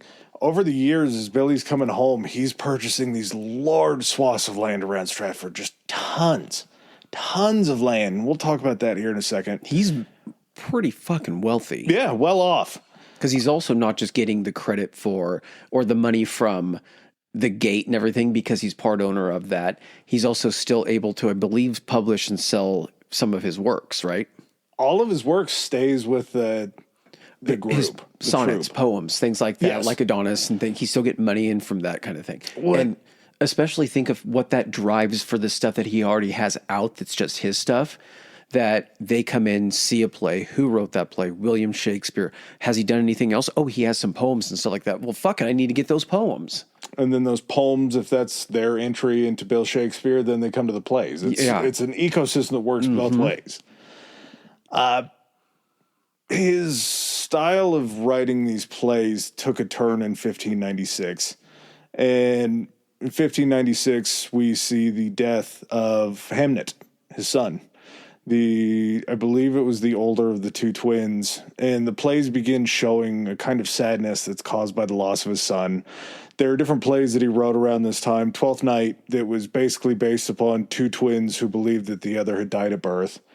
You have Hamlet, who we'll talk about a little bit later, where it's a son trying to avenge his father's death by the hand of his uncle. You can see as far as things go back then, and he died of the plague.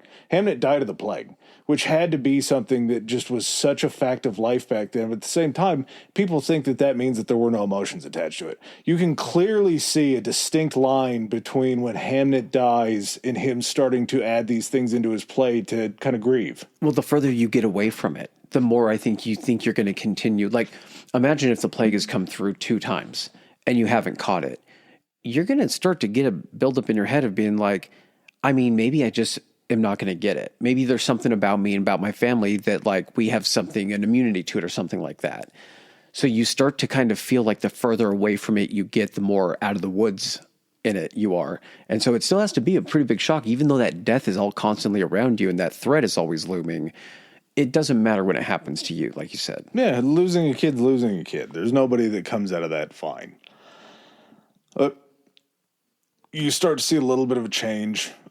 Characters, as you were talking about, would connect with audiences. Billy would use these in future plays as far as trying to further the character, where they fit in. Inspiration for these Monarch plays came from a book written by Mary Platt that was called A Short History of England, Ireland, and Scotland. So he's able to go back in historical record and start pulling inspiration for these different plays he's going to be doing from these royal families.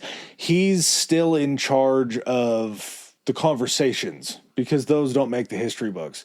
But kind of the general construction blueprint of how he wants it to go are going to be in those histories. Yeah. He's going to see that King John was just a dumb man. And he gets to sit there and be like, hey, Your Highness, how do you feel about King John? And they're like, oh my God, he's a fucking idiot. He's like, do you mind if I write a play about that?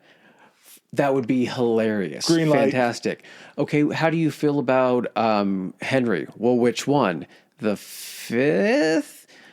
It's kind of it's touchy and everything, depending on what cadet branch of the royal line you came off of or whatever.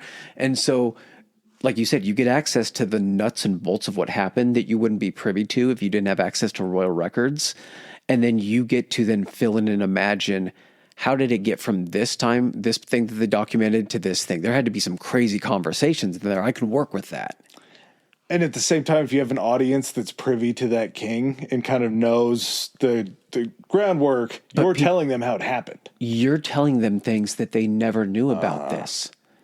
They just knew that this happened and this king died and this king took over. They don't know about all the weird squabble shit and like what all the like intrigue and shit. You're giving them a taste of the thing that they've been watching and has been lording over them. They get inside baseball, man. They'll go home and they'll tell their kids, hey, you remember when you learned about this guy? Well, guess what? Shakespeare just told me everything that happened in between. Yes. And also, had it not been true, or had the current royal, whoever's in power, approved of that, because you know that there's definitely an approval process for that. Sure. Which means they approved of that, which means it has to be true. Yeah, there's so many ways that he's able to relate this stuff. He goes into these Greek tragedies like Julius Caesar from reading the writings of Plutarch. Again, we have somebody who's able to form this Greek blueprint while he's not traveling there. And there's the argument that he didn't write these because how would he know about what was going on in the courts of Greece? It's written down. You just read it. Yeah.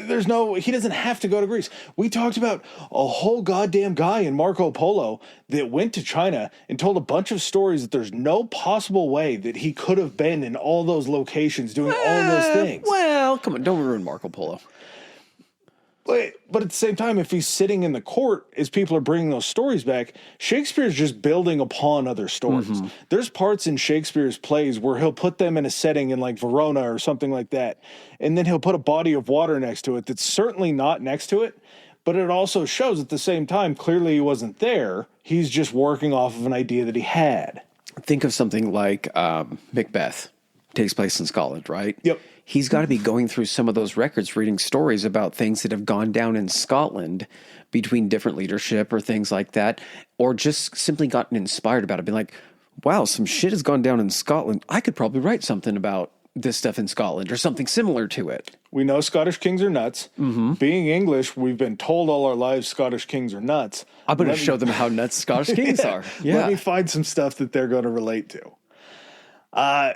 You have an ongoing renaissance that starts down in Italy and has spread into England that's just fascinating crowds. All of these new advancements and things that are going on in different ways of thinking are being put out on stage. James I takes over the throne in 1603. James I, if you're English, James VI, if you're Scottish, after the Union of the Crowns. He was Mary, Queen of Scots' son, so he takes over after Elizabeth because Elizabeth doesn't have any children. And Shakespeare kind of seems to have reached his strengths as this dramatist. Well, he takes over after Mary because they force Mary to abdicate the throne and instead give it to her son. I thought she abdicated for Elizabeth. She abdicated. There was a group of people that were against her that forced her to abdicate. I'll find the order real quick. It's ridiculous. This stuff is nuts. Every time this gets us. But he reaches his strengths as a dramatist, and you have these Jacobean tragedies that come in when James is going on that kind of start to get darker. These stories of greed and lust kind of come to the forefront. And he's also keeping pace with these younger playwrights of the day that are starting to push kind of the style of the stories that are being told on stage into this darker atmosphere. But he's still creating these superior stories. He's creating these satires that are making people laugh to kind of juxtapose with the darkness that's on stage in other places as well. So he's not only really zigging while everybody else is zagging, but he's also zagging better than everybody else is zagging at the same time. You look. I'm still looking. Still there. Keep going. By 1608, the King's Men had purchased the Blackfriars Club to go with the Globe. The Blackfriars Club was a higher ticket place to be. You were paying more to be in the Blackfriars Club. There's not a pit. There's not groundlings. Everybody seems to have gotten in control of their faculties inside. So it's more of a happening place to go to. You're going to spend more on a ticket to go to the Blackfriars Club that I believe is completely indoors. So you're not worried about any elements of nature or anything like that going on inside. And he's able to make a ton of money off of that as well. So he's just continuing to collect this wealth. His father John had died in 1601. He left him the family house. In 1596, again going back, this is when William Shakespeare, pushes for this coat of arms that finally gets taken in, or that finally gets accepted. So 1596, you have the family coat of arms that you're able to call yourself a gentleman because you have this. So his father died, a gentleman. John Shakespeare, the attic stuffing wool thief, former bailiff, mayor of Stratford, ends up dying a gentleman. There's no information about a relationship with his parents, really anything like that. I don't know if you can interpret the relationships between main characters and their parents within some of his plays as extensions of that, or kind of him trying to work through some stuff. But I definitely see as being someone that still lives in Stratford, about him wanting to maybe not do that so much for John, but to do that to solidify his family name and to be like, Shakespeare in this town used to kind of be shit. Like, I'm staying here and I'm going to be so successful and I got the coat of arms. So now that's how people are going to remember Shakespeare is William Shakespeare. They're not going to remember it for John Shakespeare, the con man. They're going to remember it for me. I got to be so good, we're going to make them forget about Dad. Yeah. And also, I have to keep my money concentrated inside of Stratford so they know that the Shakespeare legacy will always be here. After John ends up dying, he, of course, bequeaths the house to his oldest child and his son. John actually lets his sister live in the house or continue to keep living in the house in Stratford while renting out the other side of it. So I don't know if this is a big house, small house, or what. She was able to continue living there with her husband. In 1605, he ends up buying a share in the lease of tithes inside of Stratford, which again is growing his income further through. Now he's diversified. Now he's into grain, he's into hay, he's into wool, lambs, and all these other Stratfordian items that are going on. He's diversifying. Yeah. Before that, actually, I skipped over this line. 1602, Billy owns 2 houses in Stratford. He owns 107 acres around Stratford. Stratford proper was a total of like 128 acres. Yeah. So he almost owns the exact same size as the town and land around it. New place was like 30 rooms. Huge. Yeah, I believe it was like the only house in Stratford that had a courtyard inside of it too. Yeah. So pretty big, prestigious house to have. He's just making money hand over fist, and he's going to need it because there is eventually going to come a time when the Globe Theater runs into a problem. Mm-hmm.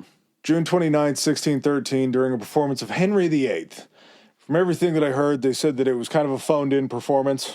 Nobody was really paying attention until the cannons went off to announce the entry of Henry VIII on stage. Yeah.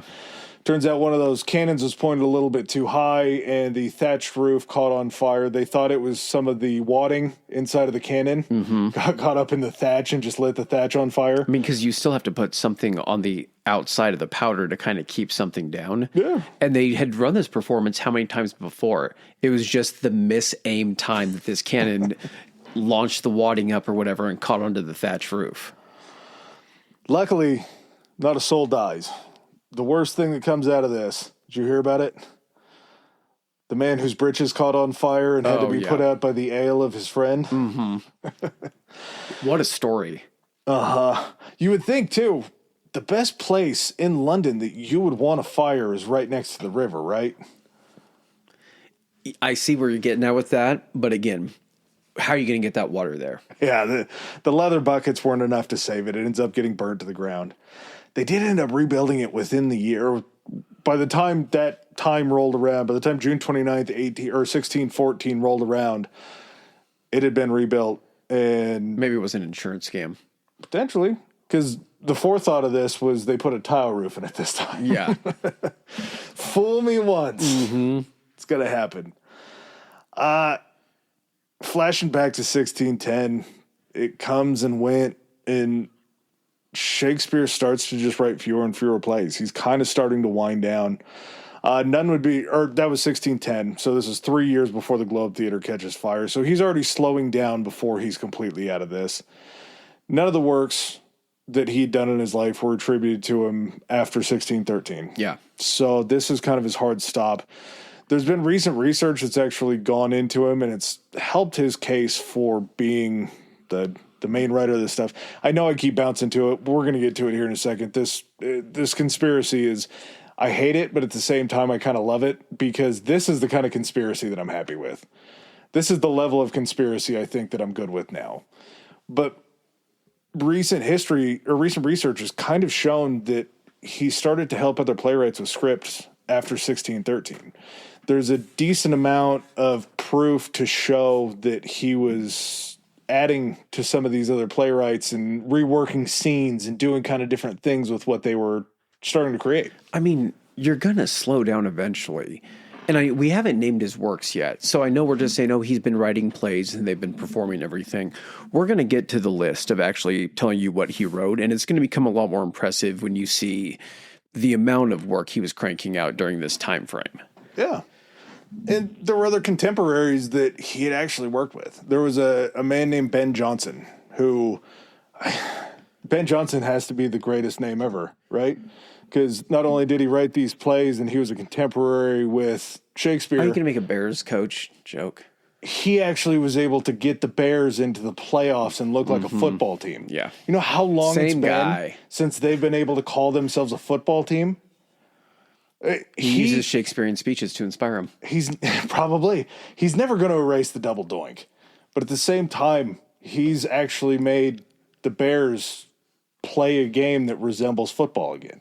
That's an impressive guy all the way around. You realize Chicago's like a top 3 city that we're listened to. Yeah. They listen to us a lot.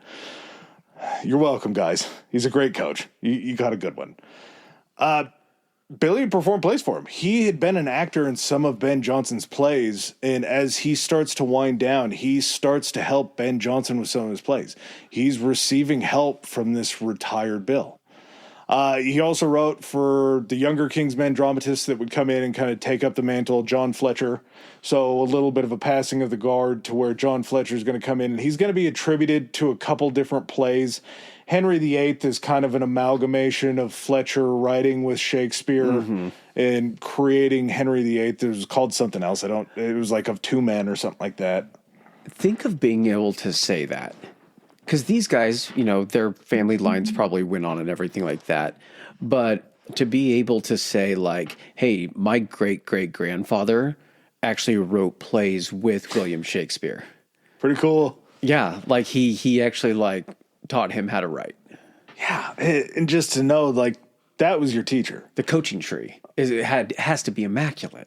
I don't know what Fletcher went on to do after this, but I hope that he was a great playwright too, because if he faltered and the King's Men fell because Shakespeare retired. I think that there were probably a lot of people around this era that were pretty good playwrights, but just because he was around at this era, you had the bad luck of just being around when the GOAT was. You had to follow him. Yeah. This is everybody getting caught that were great players in the shadow of Michael Jordan. Mm-hmm. Charles Barkley was the man, but he played against Jordan. Yeah. It didn't matter. We finally get to a date that we're just going to call April 23rd because this story needs it. April 23rd, 1616, William Shakespeare dies. He was 52 years old. He had just signed his will like a month before that in perfect health. He actually noted, I'm in great health. So, as I write this, just so do you think he did that to like, so if he died quickly after, it would have been under, because you get those things. He'd written, okay, I'm getting off, wheels are spinning here. Let it go, yeah. Okay. He'd written a lot of dramas and tragedies in which family turns upon family, and there's always a mystery and someone out to get someone else. So when he's writing his will, he's thinking, okay, when I write this stuff down, that makes it legally binding, which means whatever I dictate here, this is what people start to get. Anytime after that, I'm fair game for them to try to murder me and then get this thing popping and be able to get this inheritance. So that to me, signing it or like starting it off with, I am in really good health is kind of like saying, if I die very soon, investigate. Look at everybody that got anything. Everybody named in here is a suspect. He passed away at 52 years old. That blows me away. And back then, I'm sure 52 was a ripe old age. But to know that he had retired basically 3 years earlier, I think he kind of retired on top. He went out before things got bad, before he kind of lost the spark. So Susanna, being the oldest daughter, she is bequeathed the bulk of his estate. It was kind of law back then that the surviving wife would get a third of all assets. Anne's actually named in the will. She was given the second best bed. Mm-hmm. Sounds like a slight. People have pointed to maybe that was a sticking point with him and Anne in their relationship. The fact that they'd only had 3 children and everybody else was pumping 8, 9 out at a time. At the same time, if she had twins, there's a good chance complications probably happened with having twins, right? I'd like to think what that comment is that's a joke between them. Yeah. In the sense of, where was he always at? He was always in London, right? Mm-hmm. He obviously had a bed in London. Maybe it was even at the Globe. He just liked to stay there, something like that. And the joke was, that's your, you always say that's your first best bed is the one that was there when you were working and when you were getting to do this. It's okay that this one's your second best bed. Yeah. And it was just a private joke between them. And so he goes out, listen, he was in great health. That seems to me kind of, he was also a comedic writer. For him just like making a comment, like he only mentions her like one time in the will. Uh-huh. And it's instead of saying like, my darling sweet, it's to Anne, our second best bed. And there's a ton of theories behind it that point to it just being kind of innocuous and kind of sweet because, and again, it's all speculation, but the second bed might have come across with the dowry that was paid to William when they were married. So there could be a relationship significance in that. Also, a sign of a good bed was like a status symbol. So they said that some people actually kept the bed out where everybody could see it, like the nice bed. And then the second bed was the marital bed that they slept in. Okay. So they kind of had like a living room that had a couch with the plastic on it to show off the good furniture. Okay. And then they slept on the other furniture. So it was probably something that was innocuous. It might even have been sweet. Billy left this book of sonnets that I think was probably something he didn't want to get out. More than likely, it was stolen. It was published in 1609 while he was still alive by this guy named Thomas Thorpe. It basically had a foreword saying that this was Shakespeare's works. And in the works, there's different characters that pop up. There is a fair boy, I believe, is what he was referred to as. And, of course, people run with that Shakespeare is writing sonnets about a fair boy, that he's gay and he liked kids and all that kind of stuff. Good chance that the fair boy was probably Hamlet. Good chance that he was writing about his dead son. You're taking one work out of how many sonnets did he end up creating? It's some insane amount. And it was a sonnet 154 sonnets. Okay. You're trying to pick, the people that are saying that, picking out an example, he writes about everything. Yeah. And sonnets themselves, too. That's crazy, because I know that there's poems written in iambic pentameter and things like that. But the sonnet shit is really impressive because it has to be highly structured. But then in the course of the sonnet, it's 14 lines written in iambic pentameter, which means it's 10 syllables per line. Not 10 words, 10 syllables. And the way that he wrote them was it would tell you a story for like the first 8 lines. There was even more structure within it. The first 8 lines were to tell you the beginning of the story or how things were previously going. The next 2 lines were the middle part, the middle act, basically. And then act 3 was the last couple lines that told you how the character had changed or grown. That structure leads to having to be very concise with your words. But at the same time, it's also really the structure of a play in itself. Yeah. A poem can just be the rhyming of the words in any type of, number of words you want. The sonnet itself is almost a challenge in itself to say, can I tell something within this very limited... It used to be like when you could send a tweet and it was only like 120 characters. It's like that, but you're trying to tell an entire story. To do that 154 times, yeah, you got some chops for sure. There was also a dark lady that maybe it was believed that Billy Shakespeare had a little crush on maybe a black lady in London that he was writing about. Maybe it was something a little different than Anne Hathaway's Speed. I still think he's just so far across the spectrum of like different things that he writes about just based upon the more famous plays that if you're writing 144 of these, you're going to cover everything that you can. Oh, yeah. It's a dream woman. It's a desire. Maybe it's a fleeting memory. It could have been a woman that he observed at a bus stop. Yeah, absolutely. And it just struck him. He kind of wrote a history for her without knowing her. I think he's the type of person that just had inspiration, just struck him at certain moments, and he's just like, I'm going to write some shit down. Yeah. He also had really, really nice friends, too. Shakespeare's first folio was published in 1623 after his death, about 10 years after his death. He had these 2 colleagues, John Hemmings and Henry Condell, that collected all of this source information to create this 36-play, 900-page folio. And without this folio, there would be about 18 plays that Shakespeare had written that would just be lost to time. That's nuts, right? Yeah. And on top of all that, you still have plays that were certainly lost to time because these guys putting all of this stuff together. That's the finished stuff. Yeah. That's the stuff that he put his stamp on that said, hey, this can now be performed. That's not to say he does not strike me as the type of guy that's just writing one thing at a time.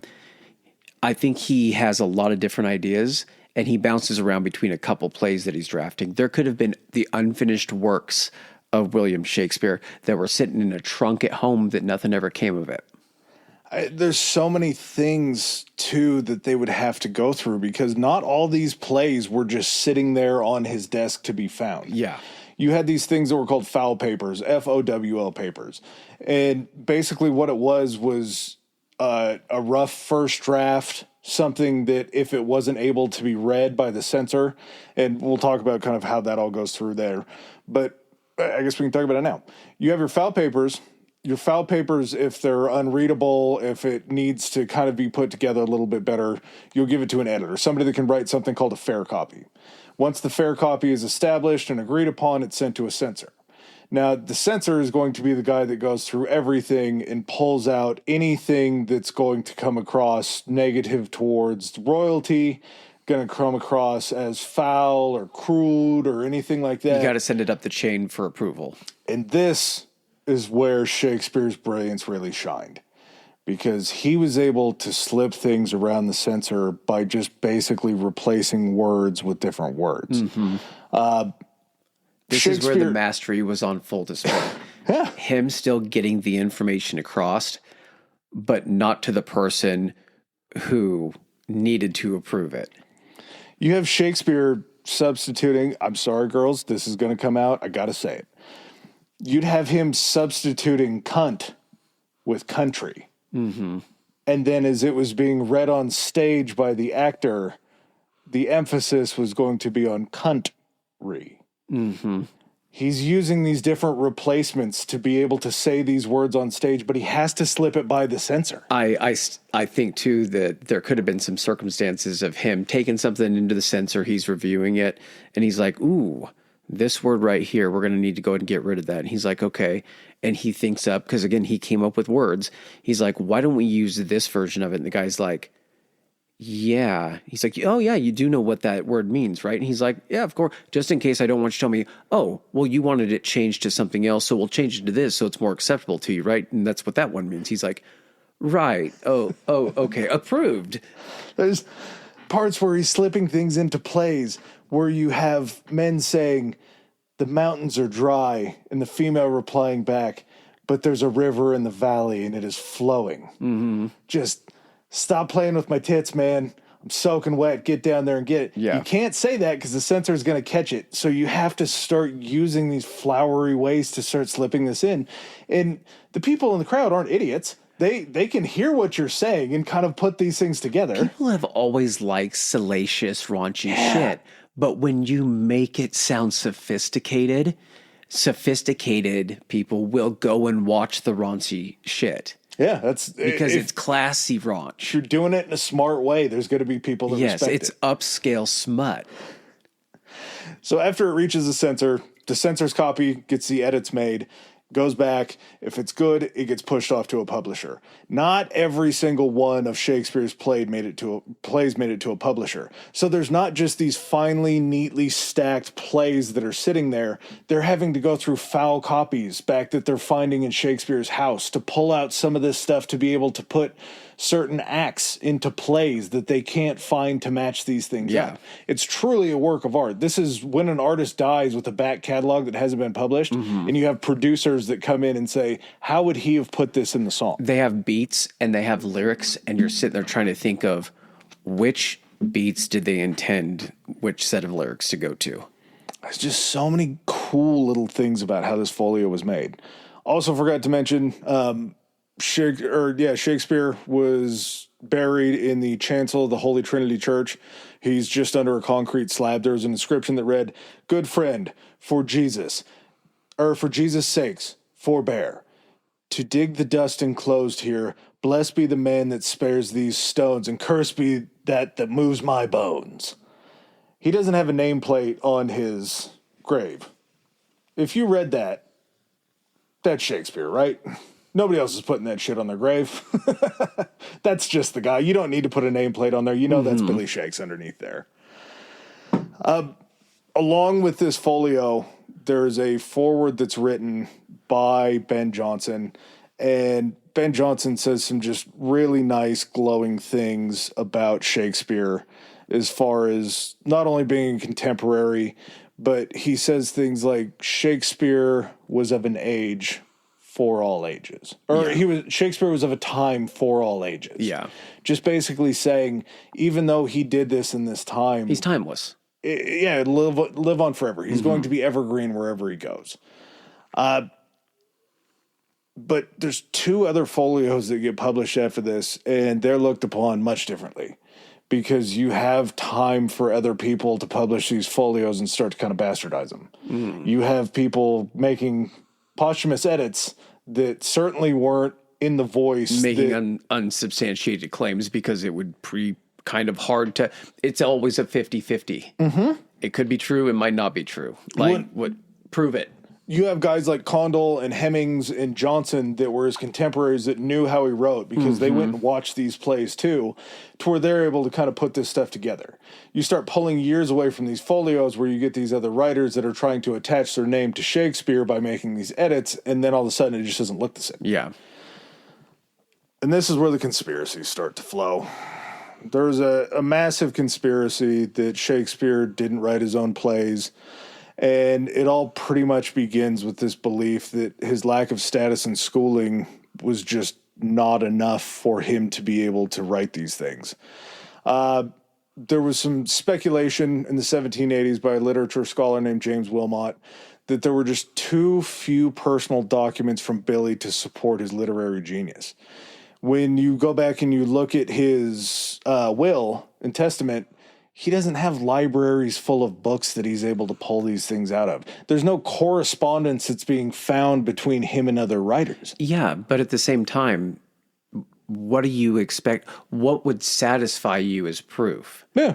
And how realistic is it that those things would actually exist? His work was the works that he published. He didn't have to have letters saying, hey, I wrote this, or anything like that. He didn't have to have books in his home everywhere. He was writing stuff that he came up with. Yeah. He could use books for references, sure, but what if he had one book that gave him reference for 5 different plays? He didn't need to have a plethora of all of this pre-established information. His job was to write new shit that didn't exist at the time.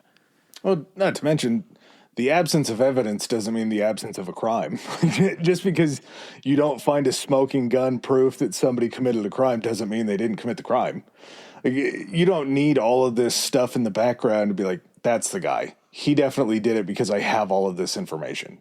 You could have all that information and still be like, well, maybe he didn't exactly write it because I didn't see his hand or the quill in his hand when it was being written. You can always figure out a way to try to justify him Show not me the being painting that he posed for when he was writing this. Yeah. So, 19th century, this starts to catch a little bit of fire with an American writer named Delia Bacon. I don't know if the last name has anything to do with it. I didn't dig into it, but she's going to make some pretty unsubstantiated claims. She says that the plays were too sophisticated for a Stratford man. She attributed the plays to a group led by Francis Bacon, who is not the later Francis Bacon, but somebody of the time that was kind of a political figure. She ends up going all the way... Was there any tie to a relation, or was the name... I have no idea. It just seems very suspect already that someone with the last name Bacon is trying to get someone else with the last name Bacon. Not a common enough name. Yeah. Unless it's Kevin, it's not a common enough name. But she actually went to the church, Trinity Church, where Shakespeare was born and started just levying these accusations in Stratford.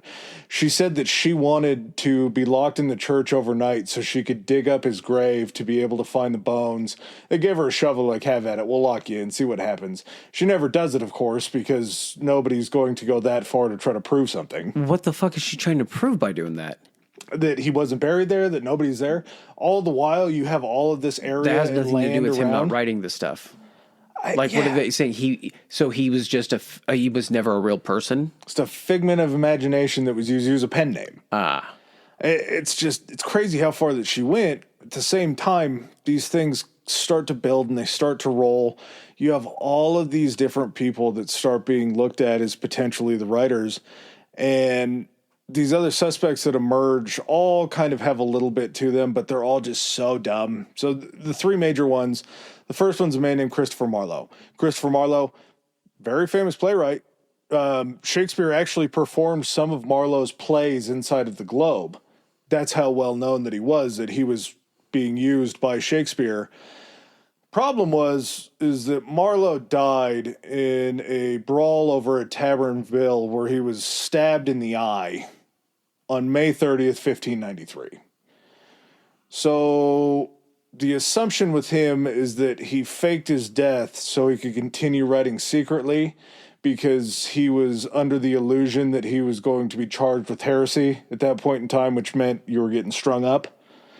This seems like you have to suspend a lot of rational belief to even allow this one in the door. Because again, where are you hiding inside of London to have correspondence with Shakespeare for him to bring these into the truth? Who's to say that his style being similar to Shakespeare didn't start occurring until after Shakespeare published his first works or did his first play or something like that? Like, oh, and if he dies in 1593... No, I know, but what I'm saying is it seems like a very just pulled out of left field type. The only thing you associated it with was this guy also happened to be a playwright. Yeah. That, and then the hard thing to associate him with Shakespeare was they actually were able to go back and uncover the coroner's notice that he went through and investigated the death of Marlowe and confirmed that it was a stabbing to the eye of Christopher Marlowe. Multiple people were there as witnesses. Just couldn't be Marlowe. The next one is a man named Edward de Vere. He was the 17th Earl of Oxford. And he was a courtier. He was a poet. He would have had to have secretly written these plays because the art form was seen below his stately status. He was a writer. He was fairly decent at what he did. I'm not sure why he would go on to do this. And this group of people that believed that it was de Vere they're called Oxfordians. They're of the belief that Edward de Vere was writing these because it was below him as the Earl of Oxford to be writing plays. I hate these because this is a situation of I'm saying it, I can't prove it's true, but technically you can't prove for certain that it's false, so it has to be considered. And we run into the same problem that we run into Marlowe. Edward de Vere died in 1604. And Shakespeare wrote a ton of plays after 1604. I think and I'm not saying he didn't have help writing stuff. I firmly believe that authors have help all the time from friends and from people that they trust. This just seems to me that these are very weak. Like the only conspiracies that exist are extremely weak. So I feel like if there was some conspiracy to be had, you would have to have a lot more. I'm not even saying concrete information, but they got to tie some more stuff together for me. Well, and also, if you're running with this de Vere narrative and he dies in 1604... Quit picking the dead people, too. That should be... Yeah, that's conspiracy one. The people have to be alive to do the shit. You have to be of the belief that he was able to write these plays forward-thinking in this Jacobean era, and then put them in like a safe or have these timed releases with Shakespeare that he's bringing these plays from the future that he written in the past out. It falls in on itself pretty quickly. Sir Francis Bacon's the exact same way. He was a philosopher and a statesman. He supposedly used Billy as a front for political reasons so he could say what he wanted while still being able to keep his status. It's ridiculous how far this stuff goes. And it falls in on itself because of something that you were just talking about. There was so much collaboration that went on when you're talking about these plays that are being written because there just simply has to be. This wasn't something that was shocking for the time that these guys would get together and write these things. They were bouncing ideas off of each other. They were going left and right. A script that's written by the playwright and then brought into the players to start performing this, they're going to have notes all the time to be like, hey, I couldn't say this from this part of the stage because it's not physically possible. I have to say it from over here. Or this line is not landing with the audience. Let me try to rework this. You just wrote 20 characters, and you know those characters. But now that you're giving us those characters, we have to inhabit those characters. And we have to become, and we have to create those characters' motivations, and we have to create how they're going to act and everything. And during that time, if you're out there performing with someone and you guys are doing rehearsal or something like that, and you're going back and forth in a monologue or you're acting with someone else, and it's just not sounding right, or something's not being emphasized, or, you could say this line first and it'll have more weight, if you switch the positions. That's stuff that they have to be looking at him and saying, hey, from an acting perspective and everything, I think it sounds better this way. And if he's looking at that and been like, you guys are right. Like when I was writing it down and everything, I was thinking of it said this way, but with watching you guys do it the other way, it makes way more sense. Mm-hmm. You're going to have constant, especially with him being pretty much the primary writer for this and writing parts for these characters. He's going to grow to trust, I think, these guys that are acting. And if they come to him with some type of recommendation based on a strength or a weakness that they have or something like that, or how they envision something for the character. Yeah, I think that lends to a better overall body of work if you can't do it all on your own. No. It takes a village. In the evidence of collaboration completely shits on every single one of those suspects that we just listed, because if Shakespeare is physically showing up to collaborate with Ben Jonson and it's not Marlowe or it's not DeVere, there's no possible way that Ben Jonson is going to be like, oh, yeah, no, let's keep that ruse up. Yeah, and provable collaboration doesn't automatically confirm that someone else wrote it. It just means that someone suggested something that they saw and it was taken. Mm-hmm. And they weren't collaborating with DeVere. They were collaborating with Shakespeare. And here's the other crazy thing. Not one of these people in these conspiracies is anybody that actually worked with him or was an actor with him or anything like that. No.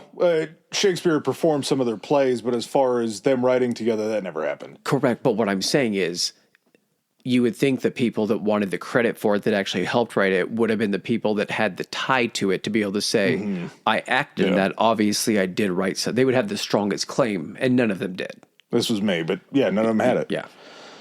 On to the famous plays. Their crossovers are just incredible. We'll start out with Hamlet. Kind of the story behind this is Prince Hamlet is seeking revenge. Hold on real quick. I just wanted to go through kind of what types of plays he did, how they're classified and everything like that. So for the works of Shakespeare, he had tragedies, which included Hamlet, Othello, King Lear, Macbeth, and Romeo and Juliet. He had comedies like Midsummer Night's Dream, Twelfth Night, As You Like It. Histories, which covered like the Henry IV, Fifth, Eighth, Richard II, Richard III, I think. And then he had romances, which were like The Tempest and The Winter's Tale. So go ahead with. So starting on the tragedy side.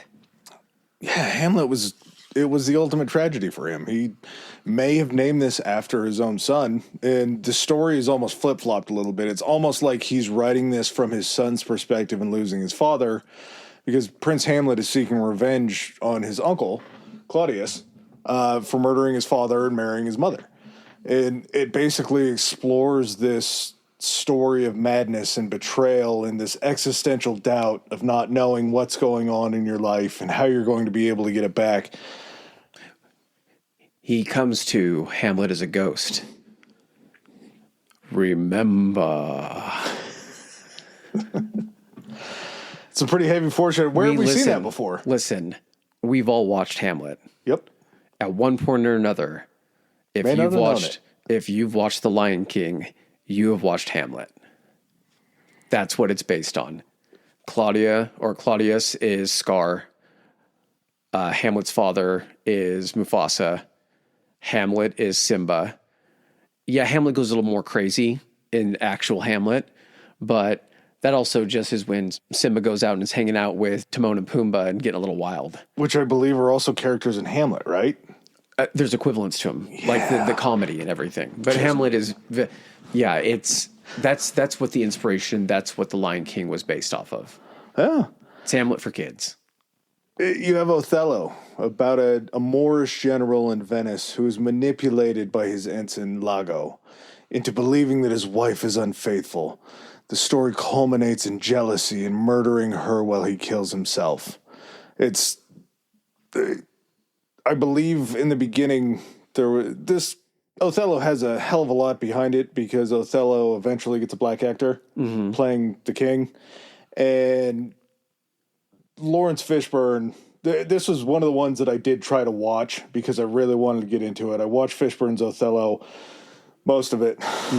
And he's a great character. He's an absolute great character. We talk about this stuff all the time, and it doesn't matter. All these things are made up. Nobody gives a shit what the color of the actor is.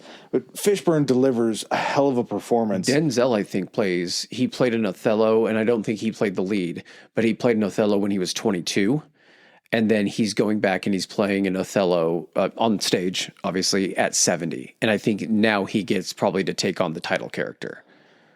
So you brought this up at a great time. I think that's the only way that I'm going to be able to get into Shakespeare is to see it on stage. Yes. I thought you were going to say someone that you trust to play that role that can play those roles. Yeah. You'll watch that person do it. Like how they say, after doing this research, Ian McKellen is the greatest fucking actor. He's Gandalf. Watching him do Shakespeare is insane. He fits that mold so well. He's Magneto. Yeah. But he's been doing it. There's video of him when he was younger, much, much younger. And he started out as a stage actor, and he's explaining the differences between stage and screen and why when someone comes over that's a movie actor, it always looks a little bit off. Yeah. And like the perception from, the audience and everything. But seeing someone like that and being able to watch him perform, I feel like I grasp it a little bit more.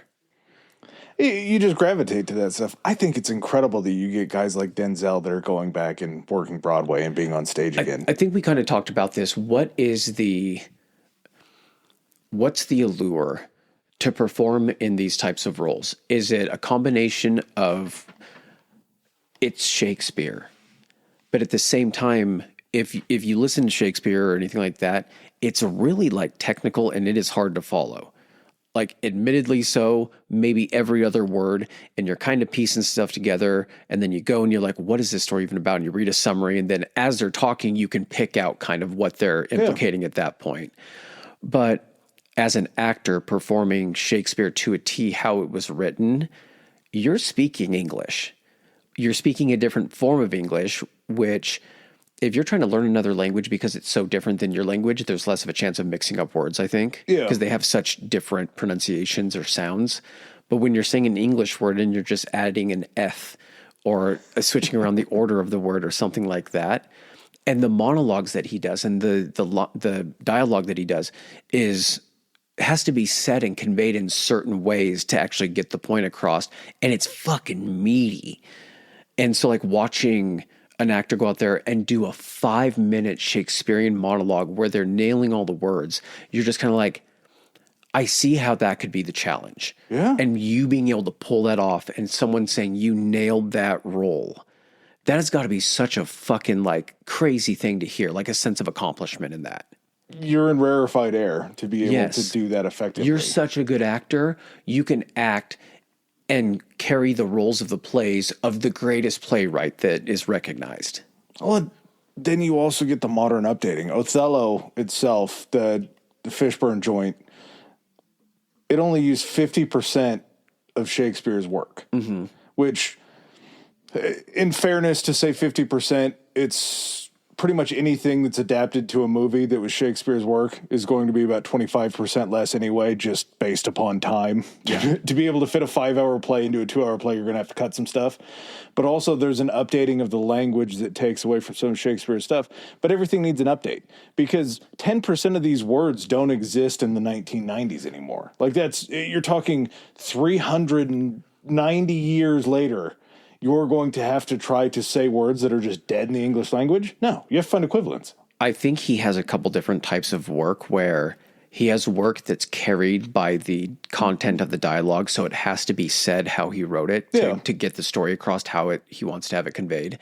And then some of his work, the story is just so good that you can take that, modernize the words, and as long as you're sticking to the same story, you still get that same feeling. You still get that. It still has that Shakespearean, because of the storyline, it still has that Shakespearean feel to it.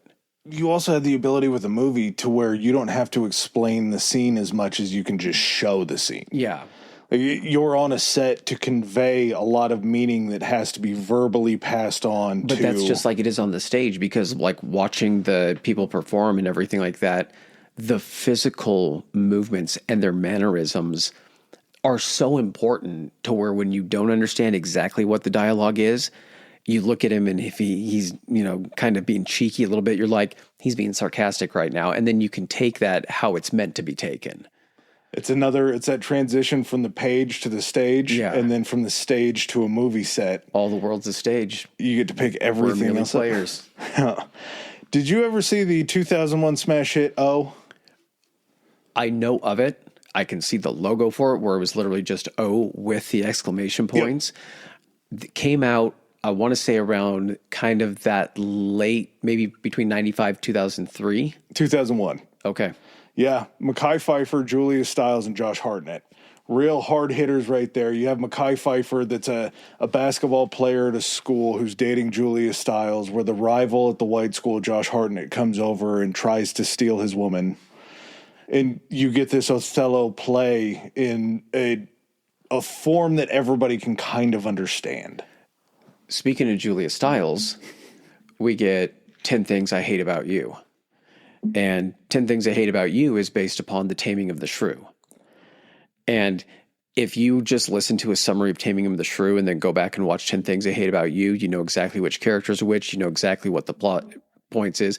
Everyone here has probably seen 10 Things I Hate About You, but you talking about the actors that are in it, there was a very specific amount of time in the late 90s to probably between late 90s, 2010, when there was a string of Shakespearean adaptations that it just got hot because there was all these teen heartthrobs that were just primed to play these roles.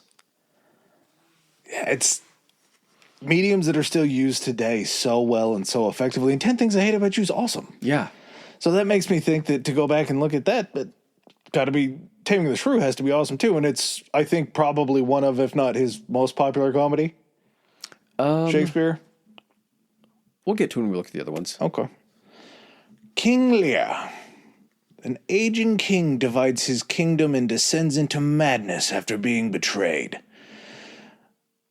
Sounds pretty sweet. Sounds like it definitely could have been the inspiration for Michael's decline in The Godfather Part 3.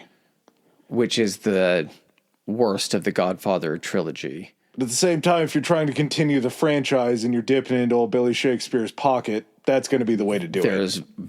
There's not very many places that you could dip your pocket in that would be better. Yeah.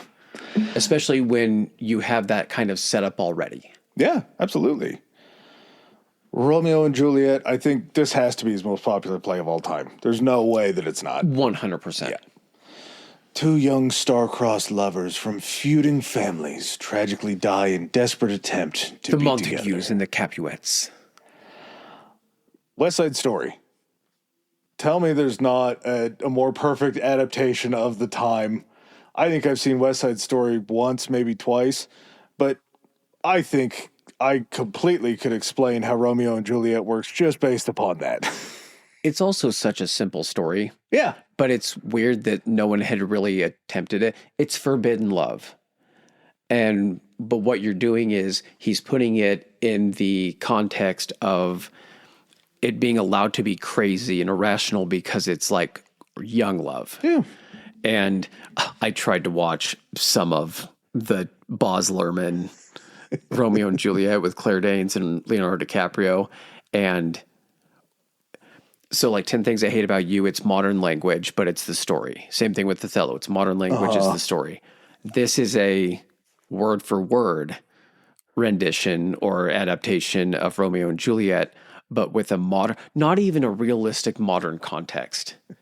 Did you watch any of this? No. It is so over the top that it distracts from the actual movie itself. Like, instead of using swords and daggers, they're using pistols that have the word sword and like dagger written on them. And at the same time, man, when your cast involves John Leguizamo, who, legitimate actor, but at the same time, Jamie Kennedy is then Less legitimate actor in there as well. Malibu's Most Wanted, fantastic. And you're talking about, do you bite your thumb at me? I do bite my thumb, sir, but not at you. And there's all these weird arguments at the gas station when they're filling up their cars and stuff like that. It's off-putting. But what's hilarious about that is I grew up at that time when every girl that was within about 3 to 5 years of my age, older than me, from my age older, MySpace, favorite movie, oh, Romeo and Juliet. And watching it again, you're like, no, come on. You don't get this. You are so full of shit. This is so easy to just point to. This is basic That's bitch like when stuff someone's in the 90s. like, my favorite movie is The Godfather Part 2. No, your favorite movie is Wayne's World. But you just put Godfather, and Wayne's World's a great movie. Yeah. But you just put Godfather Part 3. Or when people put fucking Boondock Saints as their favorite movie, fuck you. You like Rocket Man. Don't make me defend Boondock Saints. It's a bad movie, but It's no one's favorite movie. No, not favorites. Not favorites. Not awful. Awful, but still very entertaining. But yeah, this modern adaptation goes everywhere. It even goes to the realm of garden gnomes with Romeo and Juliet. I mean, it's there. You got to use it. Animated movie. You have Shakespeare in Love, and then you have A Bronx Tale. Again, A Bronx Tale is so deep and so strong to think that it came off of Romeo and Juliet. And I think Shakespeare in Love is taking place while he's like writing Romeo and Juliet or something like that. All I know is that it's got like, his last name is Fiennes. I can't remember. It's not Ray Fiennes because that's Voldemort dude. I can't remember his name. And then Gwyneth Paltrow, and she always has the tiny wispy mustache on, like the entire, because she's posing to be a boy. Yeah. I do like that they bring that back. Do you know what that is too? That's also, I think, they threw in some Twelfth Night in there as well, because that's the one that's based on the twins, right? She's the Man. Okay. So the Amanda Bynes movie where she has a twin brother. And so the actual story behind that is the Twelfth Night is about a twin brother and sister. There's a shipwreck. She thinks he dies. She washes up on something. And then like there's a love triangle. Well, basically in this version, Amanda Bynes wants to go play soccer for this school, but it's only a boys team. Her brother gets accepted to go play soccer, but he wants to head off to Europe to go on a band tour. And so she poses as a boy, goes in. Channing Tatum is the guy that she's rooming with. He has a crush on this chick named, I want to say Olivia or something like that. Her name's Viola, and Amanda Bynes is. And it becomes this crazy funny, because this is a comedy, love triangle between the boy that Amanda Bynes is playing, who the girl actually starts to fall for. Channing Tatum still wants to get with this girl, and then Amanda Bynes starts to fall for Channing Tatum's character. And this is a pretty common thing within Shakespeare's comedies, is there was just something funny or entertaining at this time frame, apparently, about mistaken identity or someone posing as something that wasn't really them. Yeah. That was highbrow comedy, apparently. But we talked about this before the episode just to warm up. The reason that works so well is because the audience feels like they're in on the joke from the jump, and they're watching the reaction of somebody falling for something that they already know is happening. Mm-hmm. It's the allure of the Parent Trap. How do you not know this? Yeah. How has this guy not figured it out yet? It's when you see Marty McFly's mom start to be attracted to him, and you know where this is going down the line. Yeah. Like there's so many little tie-ins that I can't say they're all Shakespeare. I don't think the Parent Trap has any trappings in Twelfth Night, but at the same time, you're seeing these two twins that didn't know they existed. Tropes. Yeah. Mm-hmm. They're being built into these things. A Midsummer Night's Dream. A Midsummer Night's Dream, I feel like sounds maybe the most comfortable one that I would want to go watch. Like to go sit out in the grass and sit back and watch it. That sounds like the one that I would enjoy. If you get stoned and just want to enjoy some insane shit, then yes, 100%. And this feels like, I didn't go through all of his works, but this feels like to me that this is Shakespeare dipping his toe into the fantasy realm. A lot of his stuff is very like focusing on how humans react in certain situations. And that's what's funny is to see them react in various ways. He focused on trying to get that real emotional response. Midsummer Night's Dream, he's like, I wonder if I could put this shit in like a fantasy forest and have like a goat dude running around and just get real fucking weird with it. And he did. And it worked. Lovers, fairies, and amateur actors become entangled in a magical mischief in an Athenian forest, blending romance, comedy, and fantasy. It's 3 plot points. Like you said, 4 lovers. There's a fairy king and a fairy queen. That's another plot point. And then there's also one where there's a character named Puck who is like a satyr. And there's another group of practicing actors that come in. He changes one of their heads into a donkey. The queen falls in love with it due to a trick that the king is playing on her. With the 4 normal people, they're already like paired up, but then they get switched around and want to get with the other people due to some machinations. But in all of his comedies, everything ends up back the way it was. He doesn't leave comedies in a sense of where he takes you on the switcheroo journey and then leaves you there with the switch. The switch itself happens in the second act, and the third act is like, oh my God, how are they going to get this thing right again? And by the end of it, there's reconciliation, there's forgiveness, regardless of what has happened during the play, and everything is hunky-dory. There's one called The Gentleman of Verona. These 2 buddies, Valentine and Proteus, they both like this girl, Sylvia, but Valentine saw her first, and so he's kind of the one. Traitors, aren't they? Yeah. And so Proteus also then gets a girlfriend named Julia. Well, Proteus still wants Sylvia, so he tells Sylvia's dad, who's the Duke, that Valentine is into some shady shit and gets him kicked out of town. Then Julia, seeing Proteus trying to sabotage and get with Sylvia, poses as a dude and goes undercover. Proteus ends up getting meeting back up with Sylvia and trying to rape her. Julia like reveals herself in the time and is like, hey. And then the end of it is with Valentine forgiving Proteus for everything, and everyone gets married back to who it was. Julia to Proteus and Valentine to Sylvia. Unless we forget. How are you forgiving this dude within the course of a play? Every one of these characters back then was played by a man. Yes.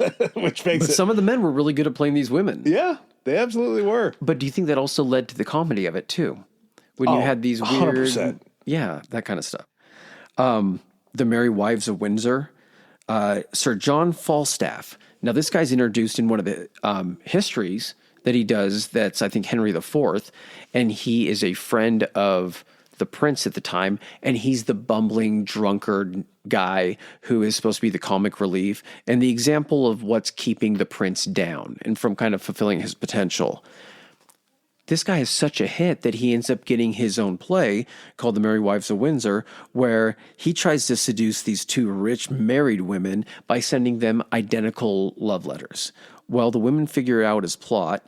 Some hilarity ensues with him being tricked into all of these compromising situations, being put into a laundry basket, dumped into the river, wah, wah, wah, type stuff where everyone laughs at Falstaff. And he ends up, being embarrassed in this forest when they all finally do confront him about this.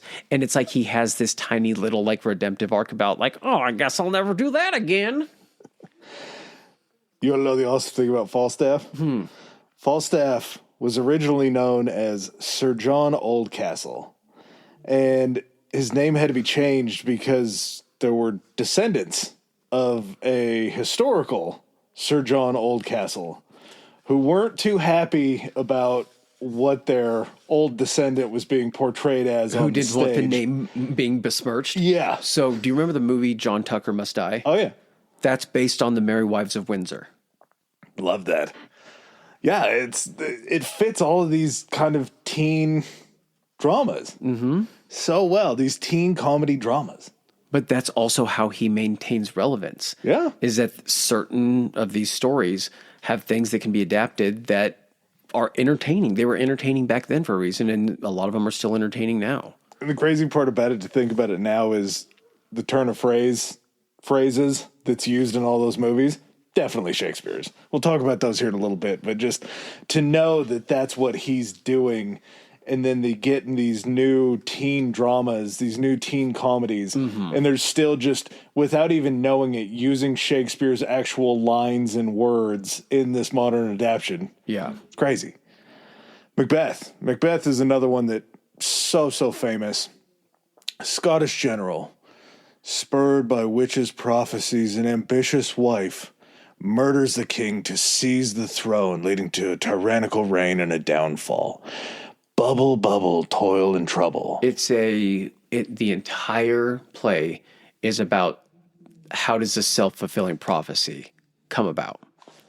So this guy is told by these witches all these things about how he's going to be the king, but then another king will come and replace him that is not born of a woman or something like that. And he ends up becoming the king by turning on the other one. His wife is just like, do it. She's like the emperor. She's like, yes, yes, yes, power. And he then goes and gets another prophecy from the witches. And it's this thing about him thinking to himself, do I stop this? And by stopping it, am I actually making...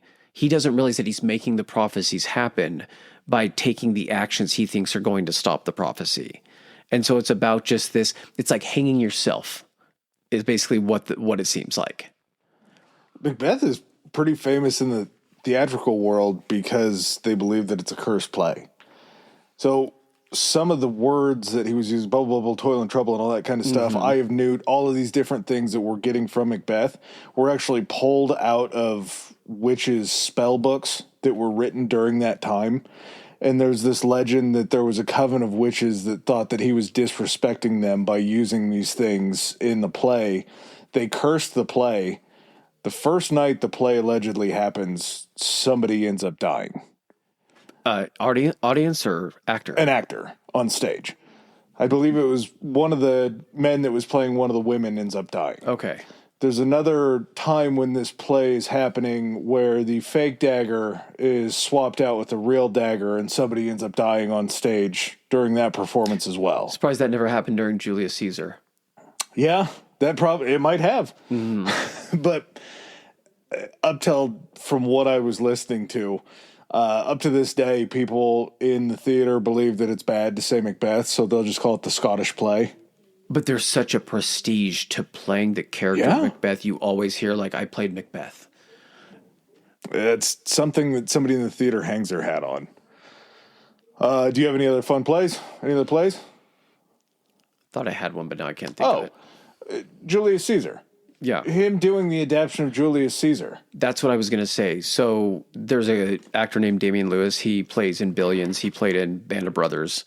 And he is also, like, has been a stage actor, but he does this speech that Mark Antony does, and it's after Caesar's been murdered, and it's so cool how it's written and the way he's also performing it, and that he's giving Caesar's eulogy, and he is talking about Caesar in a way that he's saying the things that all the conspirators that killed him were claiming Caesar was, and saying nice things about Brutus, but in a way that is making it Caesar, the bad things that he's trying to say were good things for the Romans.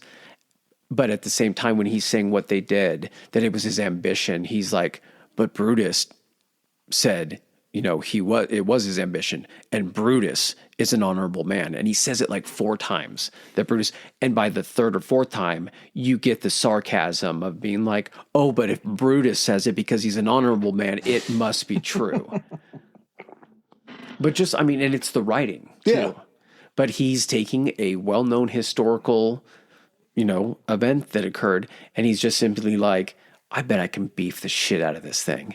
I could write the shit out of that last moments of Caesar's life. Yeah, how many people know Caesar's final words is "Et tu, Brute"? That's because of Shakespeare. Mm-hmm. Shakespeare wrote, "And you," or what was it? And not because "And you, Brutus." He took what was said and just simply made it more visible and where people could actually see it, that's not the words.